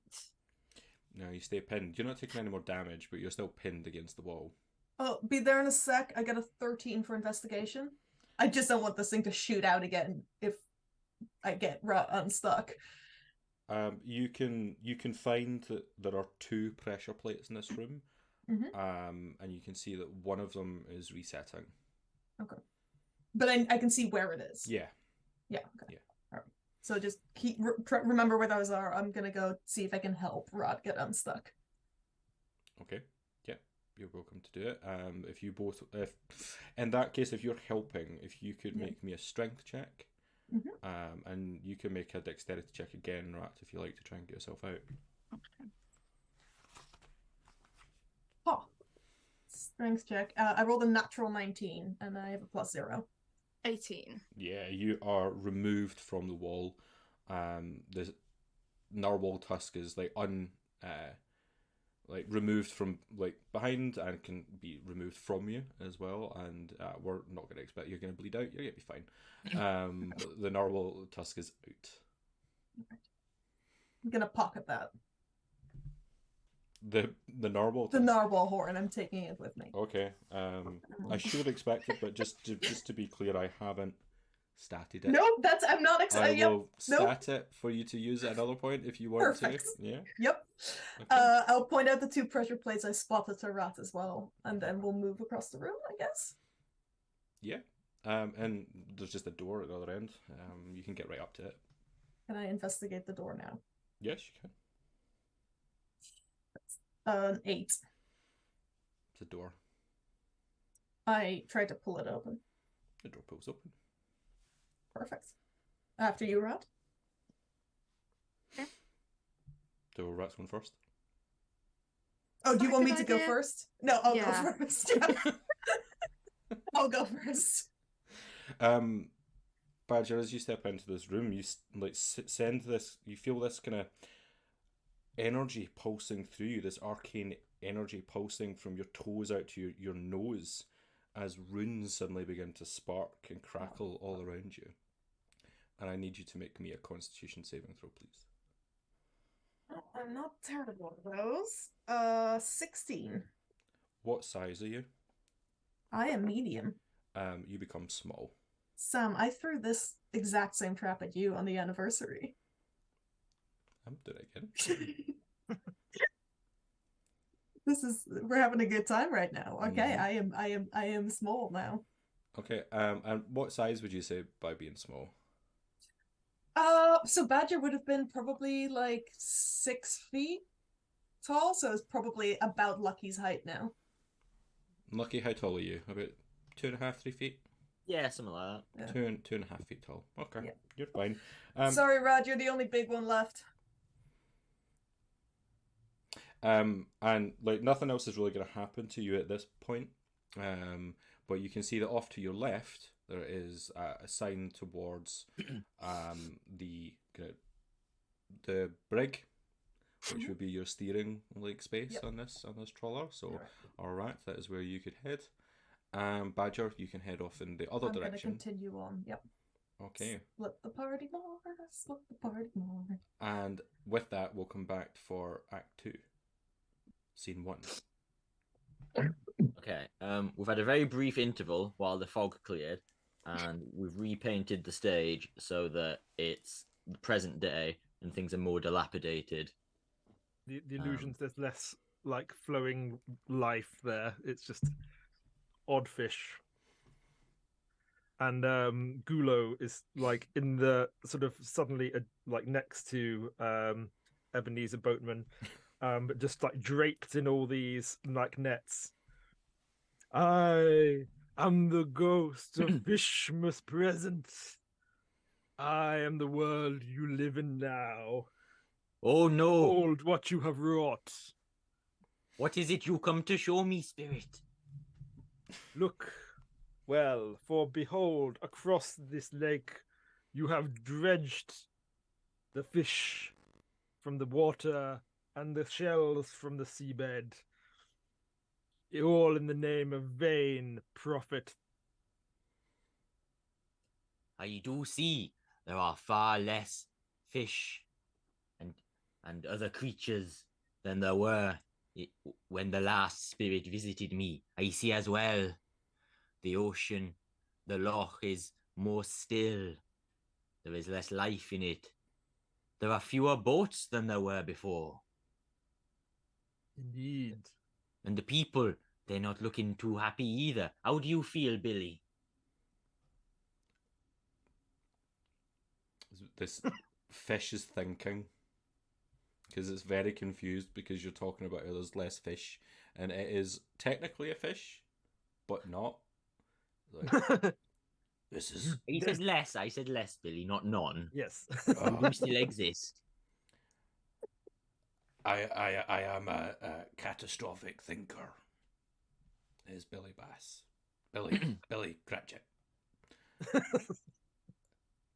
It's too meta for my little fish brain. Times are tough. Is there any chance of a day off, Master Boatman? I see your plight, Billy, I do, but there are so few fish now. We need to work extra hard to find enough to fill our pockets and our boat. Little Blob just goes, Father, I don't feel so good.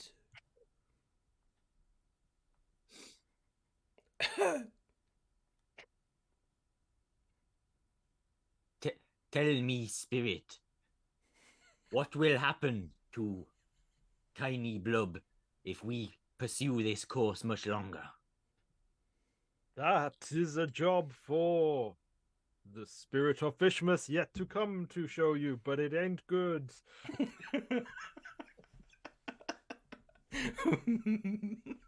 Make me a performance check, please, and a persuasion check. Just to see. I would like to see the people in the audience think. So, am I making them both or just one? Both of you, please make performance, but Gulo, please make a persuasion check. Okay, so that was only a 6 performance that time. This way. And an 8 persuasion. You didn't have any inspiration dice, did you, Alex? Not unless they carry it. No, because I used it up then anyway. So I do. Do I just add it on? Yeah. So onto your whichever other well, you did performance. So I'm just doing performance. Yeah. add on a d6 to that.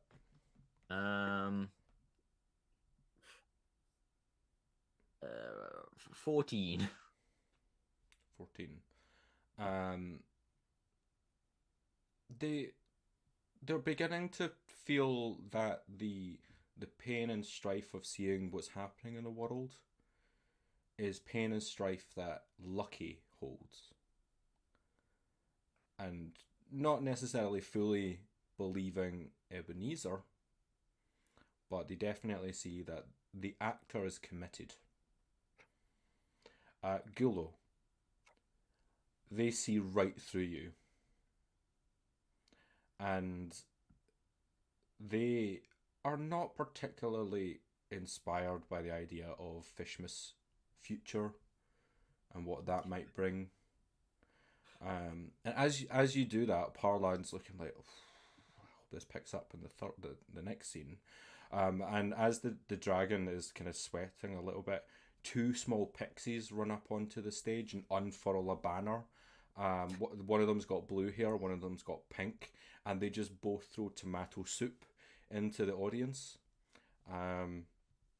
What are you doing? Are you gonna like do anything with this, or? Behold the blood that you have brought upon this ocean, that you have spilled is now spilled back unto you. Persuasion check, please. Well improvised. It's even worse. That's a 3. So, Captain Birdseye had a good seat this evening, and has just been like drenched in tomato soup, and like wiping it off himself, just thinking, normally I really like immersive performance theatre, but this is just a step too far. And like kind of scowls back at you, looks at the Billy Bass, thinking, good fish fingers to be made there. Scene. Act 2, Scene 2. What's next? Okay, so in kind of theatre in the kind of like 17th, 18th, 19th century, there was often just random interludes in the middle where you'd have like a ballet or a song if it wasn't a musical, or things like that, kind of like some kind of like harlequinade kind of show, which I think is why early film musicals still have like random ballet dream sequences like Oklahoma and stuff like that. I think that's a holdover from that. So we're going to have a song at this point, and it's a song called Parlan's Lament. And so while the soup thing was happening, Lucky's painting himself to look a bit more like Parlan. Painting some, I don't know, like fins or horns or something, like not excessively, just a bit of detail, so that it's obvious that I've changed characters. Okay. Um, Can you before you do that, just I would like to like see just like how good this is. Could you make me a sleight of hand check to see like how good the painting is? Okay. That's a 4. So you were hoping It was on a 2 though, so it wasn't a 1. Okay, you were hoping to like deliver something that was like from the Jim Henson Company, but instead you're kind of going down Barney the Dinosaur. I'll take it. Gulo, I forgot to ask, do you play any instruments? Do I play any instruments? I play the I have the Tinker's Tool proficiency. Make some kind of musical accompaniment. Billy Bass is ready. Oh, Billy! Oh, yeah, Billy! Okay, Billy, do you know the tune Greensleeves? Yep, I've got it. I can do it. Yep. Good. You provide me some backing music. And he just starts to rap like beatbox. Love it. It's not what you're expecting at all, but Love it. I'll just do some special effects with the smoke in the background. Yeah, some cool like visuals. Yeah. Okay. Why did I agree to do this? Thank you all for putting up with my weird brain.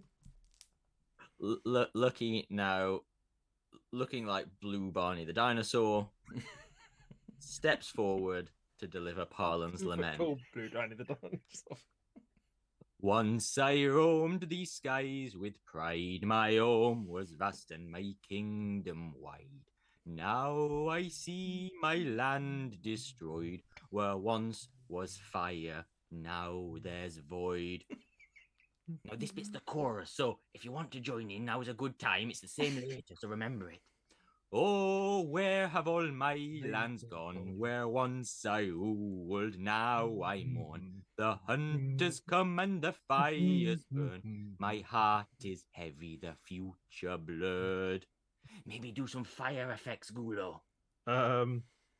I don't actually have anything that Wrong does that, so I druid. just set something on fire and wave it around with a mage hand. I meant with the illusion, but okay. I can't do I've that. lived for centuries so strong and bold, but now I'm told that I'm getting old. The earth beneath me, it shakes and quakes. Do that now. My dragon can dwindle and fade. I It's just the chorus again. stomp on the stage a bit. Oh, where have all my lands gone? Where once I ruled, now I mourn. The hunters come and the fires burn. My heart is heavy, the future blurred. Make everything blurry. More fog. That's the closest. And Lucky runs backstage to wash the paint off. Can I get you both to make me performance checks, but do it with advantage because there's quite a lot of things that you did in there.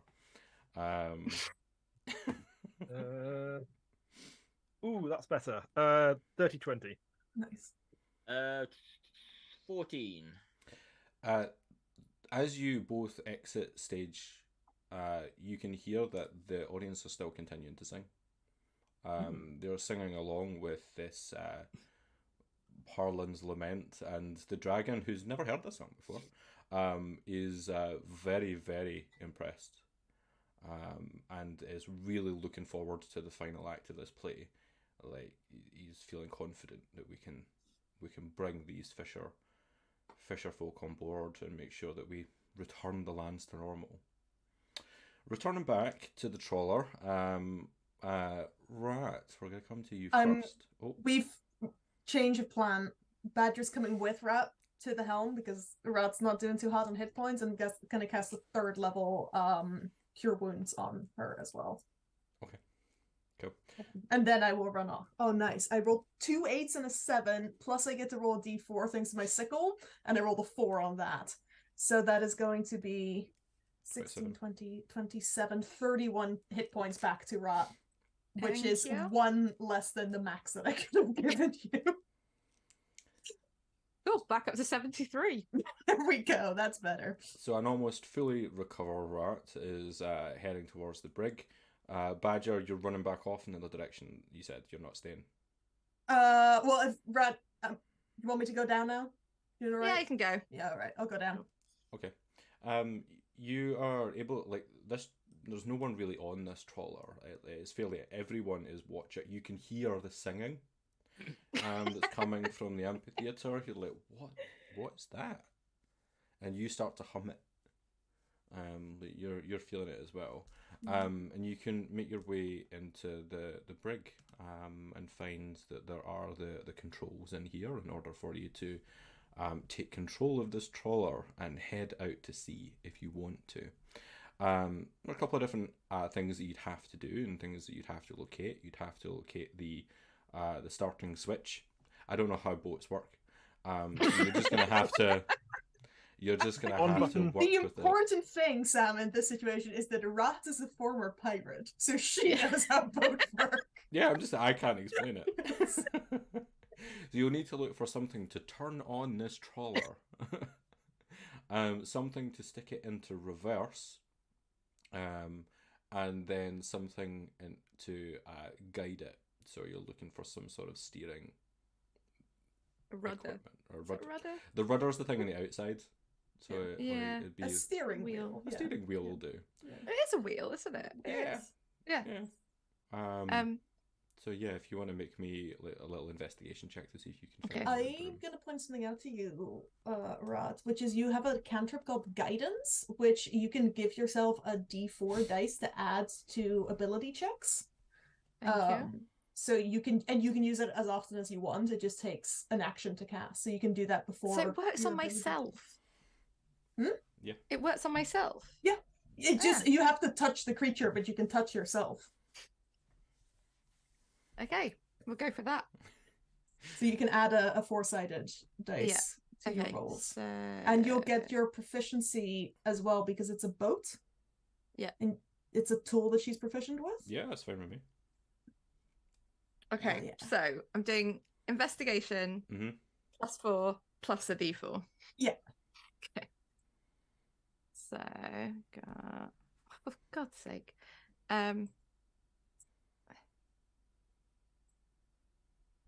Okay, 4 plus 4, 8 plus 4, 12 total. Oh, okay. That could have been worse. There's a big red button that says on. Yeah, you can find that. You start to hear that the engine is revving up on this trawler. Back in the amphitheater, some members of the crowd are looking around thinking, is there another ship coming in? And meanwhile, Captain Birdseye is looking towards where the trawler was thinking, I know that engine. So you've got the engine on. You now need to look for something to stick it into gear. It needs to reverse out. So I would like you to make another investigation check for me. Can I use guidance again? Yep. Yeah, it's a cantrip. Use it That's as much as the you nice thing about Okay. that one. Yeah. Okay, so we've got 11. And you add your proficiency again as Yeah, well. 15. 16. Big old lever. Easy to fit. Like, you know what you're looking for. It has like forward, backwards, and that's all it really does. So you Okay, can we're going backwards. put it into backwards. And you don't need to make a roll for this wheel. It's just a big old wheel. You can now decide whether you want to move the trawler or whether you want to keep it where it is for now. Reversing out into sea. Okay. Well, into the lock, then into sea. How does this work with your pass without trace will have gone by now, right? Well, it won't apply to her anymore. Because It you're too far away. doesn't apply to Or the the boat. entire ship. No. It's just people. Okay, I was thinking and just like how Rad is too far away from me at this point. That's fine. That's fine. We're just stealing a boat, Sam. As you start to reverse, you hear like a huge horn going off, like the kind of reversing thing that you would get on a large truck. But it's more like a large Like a boat horn. foghorn? Like a foghorn going off. As you like reverse back round. But the boat's moving. Captain Birdseye is on his feet. And, That's and like, reverse out and full steam ahead, Rad. We're fucking doing this. back to Badger. Yes. You were looking for some way to release the creatures that are here Yep. on this Mhm. on this ship. You find a single door to go through. Everything else doesn't. It's like store cupboards. There's Yep. like a kind of sleeping quarters. It doesn't I'm really just chase opening out. every door. Nope. Final door. I'm gonna open it. And as you head into this room, you move into some magical darkness, and all you can see in this room is at one end a big red button, and in the middle of the room a single hanging light. I am going to shift into my badgery form. Mm-hmm. I am going to try to feel along the walls and essentially try to find if there is anything else in this room that any other kind of switch or anything. A pull cord, something else that might be a light switch before I do anything with a big red button. I need you to do me two things. Yep. That you can make your choice of investigator perception to find any sort of Mhm. cord, but at the same time, I need you to make me a wisdom save, please. Okay. Wisdom save. That is a 20 on the wisdom save. You find yourself unable to stop moving towards the middle of the room, towards the light. Okay. Then I will keep moving there. You get about halfway Pers- towards it. Can I still make the perception check? Yeah. Perception check is going to be 21. Nothing else in the room. Along the walls that you touched anyway. Mhm. You get about halfway towards this light, and I need you to make me another wisdom save. You feel like you want to go closer, Natural but at the 20. same time, Natural 20. with a or natural 28. 20, you are able to break free of this feeling. and don't need to move towards this anymore. Okay. Seems like a bad button. Gonna continue my search for anything other than the bad button. If I What can make another. wasn't the button that you were being attracted to? It was. Oh, it was the center of the room. It was the light hanging in the middle of the room. Oh. Sorry, you said light and I Yeah, sorry. took it as red lights Yeah. on the button. In that case, I'll go towards that button. Yep. Can I like have a look around the button, see what I can try to make out? Yeah, of course. Well, avoided that natural one. That is going to be a 17. This looks to be a button that is purely mechanical. It, from best that you can tell, it seems to have some sort of release mechanism that will move if you were to press it. I'm gonna press the button. You press the button. I'm gonna press the button. Are you sure? I'm going to press the button. You punch the button. And as you punch the button, you hear a clanking mechanism on the sides of this trawler as the lower parts of the trawler start to extend out, and you hear flowing water as thousands of gallons of water are released into the loch, and you watch as thousands of creatures are poured back into the water. The lights in this room come on, and you can look back round to see that just sitting in like a little bowl is an anglerfish. Like with a big old grin. This is Stephanie. Bitch. Stephanie the anglerfish is the guard in this room. Hi. You right there? I'm good. Any chance I can leave as well? Sure. We're well, actually, you'll be free in just a moment because we're stealing the ship and we're gonna sink it. Sounds brilliant. Stephanie's on board. Before we go back for Act 3, what are you doing to sink this ship? You've released orcas and dolphins, a small right whale, salmon by the bucket load. Perfect. Okay. I'd like to find the lowest part of the ship once we're far enough out where we've got like a nice little area. And I would like to cast heat metal on the lowest part of the ship. And then I'd like to bend the metal and break it open. And are you heating it and then just bending it with your bare hands? Yeah. Okay. I can take damage from this. Before I do this, I think I would get Rod to come down as well.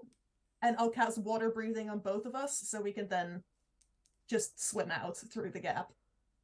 Okay. This trawler with no captain is just like heading off into the ocean. You're both on the bottom. You cast heat. I make sure it's in a good place and stopped it, Oh, no, and then I've gone to help. Yeah, it's like sea setting for coral reefs. You're fine. Like you're not heading towards rocks or anything. You are just heading out into the open. Well, also if we're heading towards rocks, that would just help. Excellent. Us. Yeah. We were chatting in our we were texting like, can we erupt Earth on a boat? No. Does that work? We have to be able to see the ground. Yeah. So we're heating metal instead. You're heating metal, and then you're gonna punch or. I'm gonna punch the metal. I feel like claws might be useful too. Yeah. So are you both gonna punch and claw at the ship? We're gonna take some fire damage. It's the pumpkin all over again. We'll be okay. I'm just thinking, it's like maybe I should have lent them my club, but. Okay. We should have brought the flaming sword. Roll your attack against the ship's hull, I guess.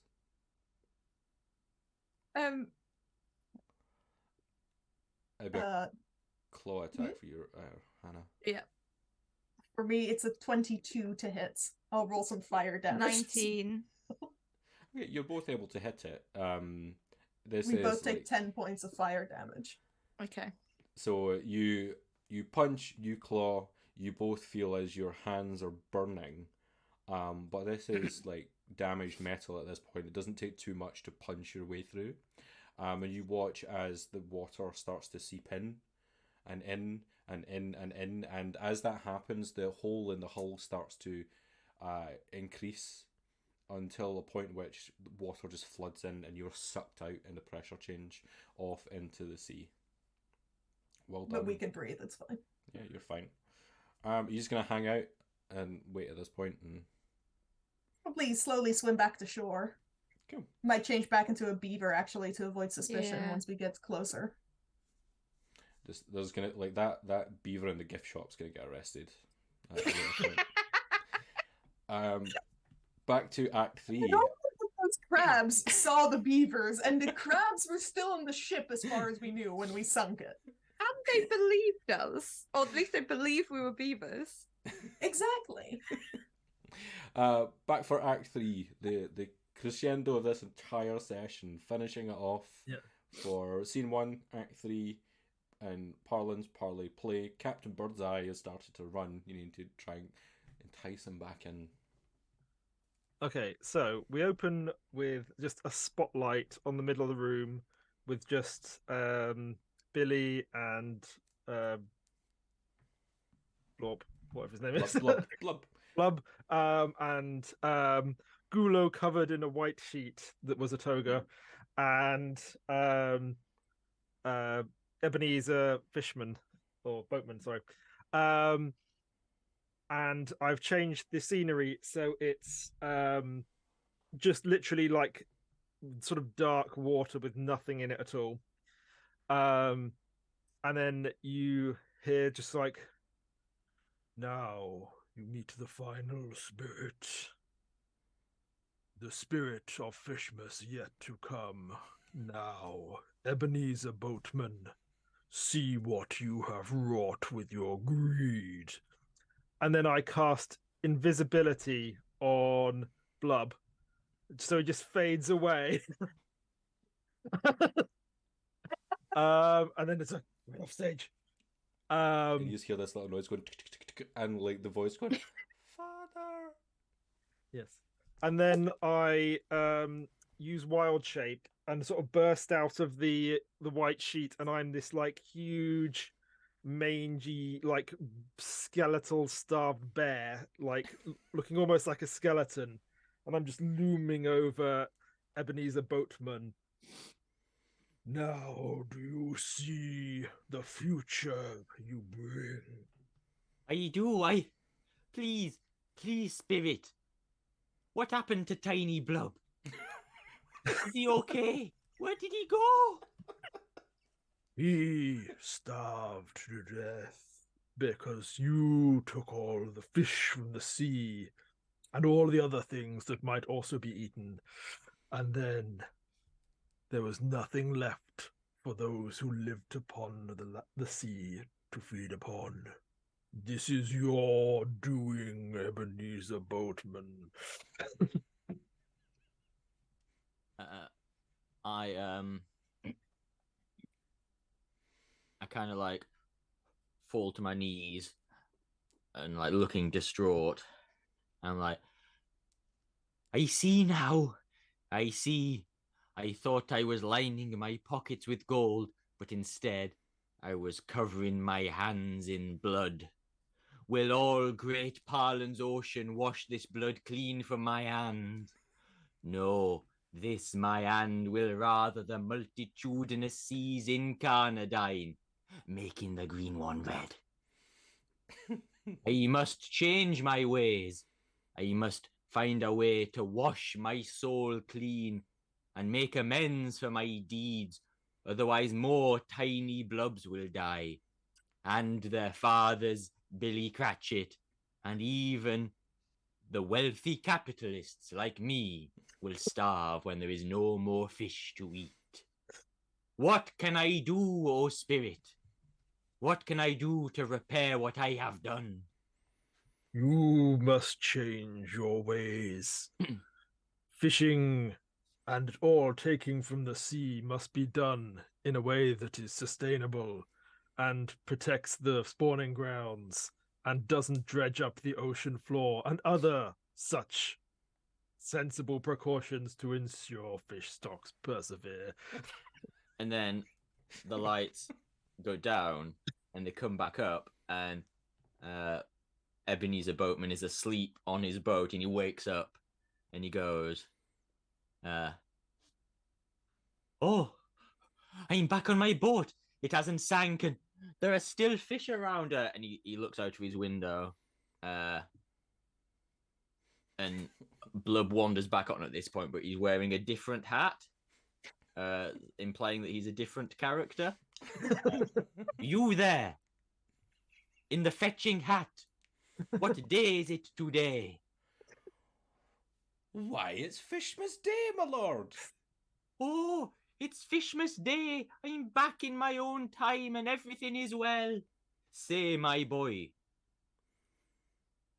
what is an ethical place to buy my fish from for my Fishmas dinner? Well, you know the old fishmonger down by the dock? Go down to the old fishmonger down by the dock and ask him for his most ethically sourced fish. Well, he is MSC certified. That's wonderful, wonderful, my lad. Oh, a fine fellow you are. Here's 2 squid. Go take that and buy us some ethically sourced fish. And then meet me at Billy Cratchit's house. Right away, my lord. Knock, knock, knock. Door swings open with a hand that's not a hand because it's just a fish. Is it my mage hand does it? Just... All right. One have to toot on Mike. My Billy. stomach or something. A hand that's not a hand because it's just a fish. Hello there, Billy Cratchit. Why are you not on my boat? Well, it's Fishmas Day, my lord. And I thought I said we had to fish all the time, or I wouldn't be rich. You did say that, my lord. Yes, you did, Mr. Boatman, Master Boatman. Give me a second, and this fish turns and puts. Oh no, Billy, don't worry. I'm just having you on. I've seen the error of my ways. Ah, you're such a jokester, Mr. Ebenezer. You can have Fishmas off, and in fact, you can have weekends off as well. I'm gonna enshrine that as a right for all my workers. They can have weekends and sensible shifts, and I'm giving you a pay rise as well. In line with inflation. And then you just hear a small little voice from Bob going, "Well, fish bless us, everyone." And then we all turn to the audience and just go,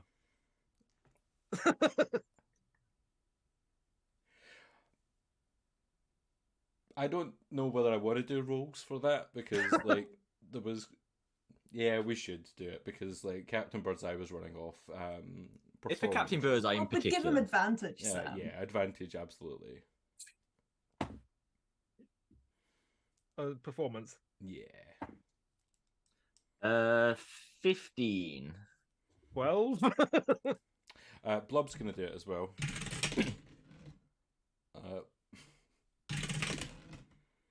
Blub got a natural 20. So with that last line of like fish bless us everyone, the Shakespearean monologue, the callbacks, the stories that people are very aware of. You watch as this crowd rise to their feet with a huge standing ovation as the curtains are pulled shut on Parlin's parlay play. And they head off back towards where a trawler would have been. And they're too busy enjoying merriment over an incredible piece of art they have just witnessed. Tomorrow, they'll maybe think about it. They're going for a couple of ales at this point. But if they did look outside, they'd see the trawler in the distance just slowly sinking into the water. Which is a metaphor for the fisheries industry in general after that performance and that rescue of the marine creatures that were stored aboard that trawler. Now, Parlan is a very, very happy dragon. When you first met him at the beginning of this this journey, it's been quite the day. He was very kind of languishing on that beanbag, but now he is buoyant on the sea, literally, floating away. And he thanks you deeply for what it is that you have achieved on this day, and hopes that we can start to bring a little bit of balance towards our time spent with the ocean. We can't get rid of it, but we want to make sure that it's not too much. At this point, oh no, and you go. No, as he floats off, 2 beavers swim past. And are you just back out, like standing next to Gulo and Lucky at this point, or are you just? Why look? We'll probably Gulo. go change out of wild shape and then come and find them, just Look, dripping Gulo. wet. The beavers have returned. Our works. Nature is healing. So beautiful. Is there So majestic. It fills me with wonder. is there anything else that you would like to do before we wrap up? I don't think we can really top that, to be honest. That is a great point to end on. But at this point, a small little messenger pigeon arrives. And it's carrying a little letter. And it just kind of like nudges it towards the 4 of you. What have we there, little friend? You read it, Gulo. It might be terms and conditions. Ooh. The pigeon just says, "You've been served," and then flies off. You read it, Gulo. It's definitely terms and conditions. Or, I mean, maybe it could be like a crab lunch. That would be quite nice right about now. This talk of fish has made me quite hungry. Anyway. We met some crabs. You open it up and you see a letter that at the top of it just says "cease and desist," and reads, "Dear Draconic Oath, I am writing on behalf of Dreamstone Incorporated to bring to your attention a request to stop the ongoing investigation into your business practices. We have been made aware of your inquiry into our operations, and we believe that it is unfounded and without merit. We take all investigations into our company very seriously, and we would like to reassure you that we have always acted in compliance with all relevant laws and regulations, with a robust ethical code of conduct that all our employees are required to follow, and we have systems in place to ensure that our operations are transparent and accountable. In light of the above, we respectfully request that you discontinue your investigation into our company. We believe it's not only baseless, but also damaging to our reputation and is causing undue stress to our employers, business partners, and shareholders. If you have any concerns, requests, queries about our business practices, we'd be more than happy to meet with you to discuss them. Please don't hesitate to contact us to arrange a meeting at your earliest convenience, and we look forward to resolving this matter as soon as possible. Sincerely, Lady Carilla, Dreamstone Incorporated. Can I respond? I love this kind of thing. So I think we're splitting the party next week, and Gula's going to go have a board meeting. Yeah. And that's where we'll Gula, can I see that letter? Yes, of course. Ike has burning hands on it. It bursts into flame. It's gone. Yep. For your eyes only. And that's Why where did they we'll send end. it to us? We're not in charge of the Draconic Oath. Mm. I have some wonderful clauses to cite to them. It'll be so delightful.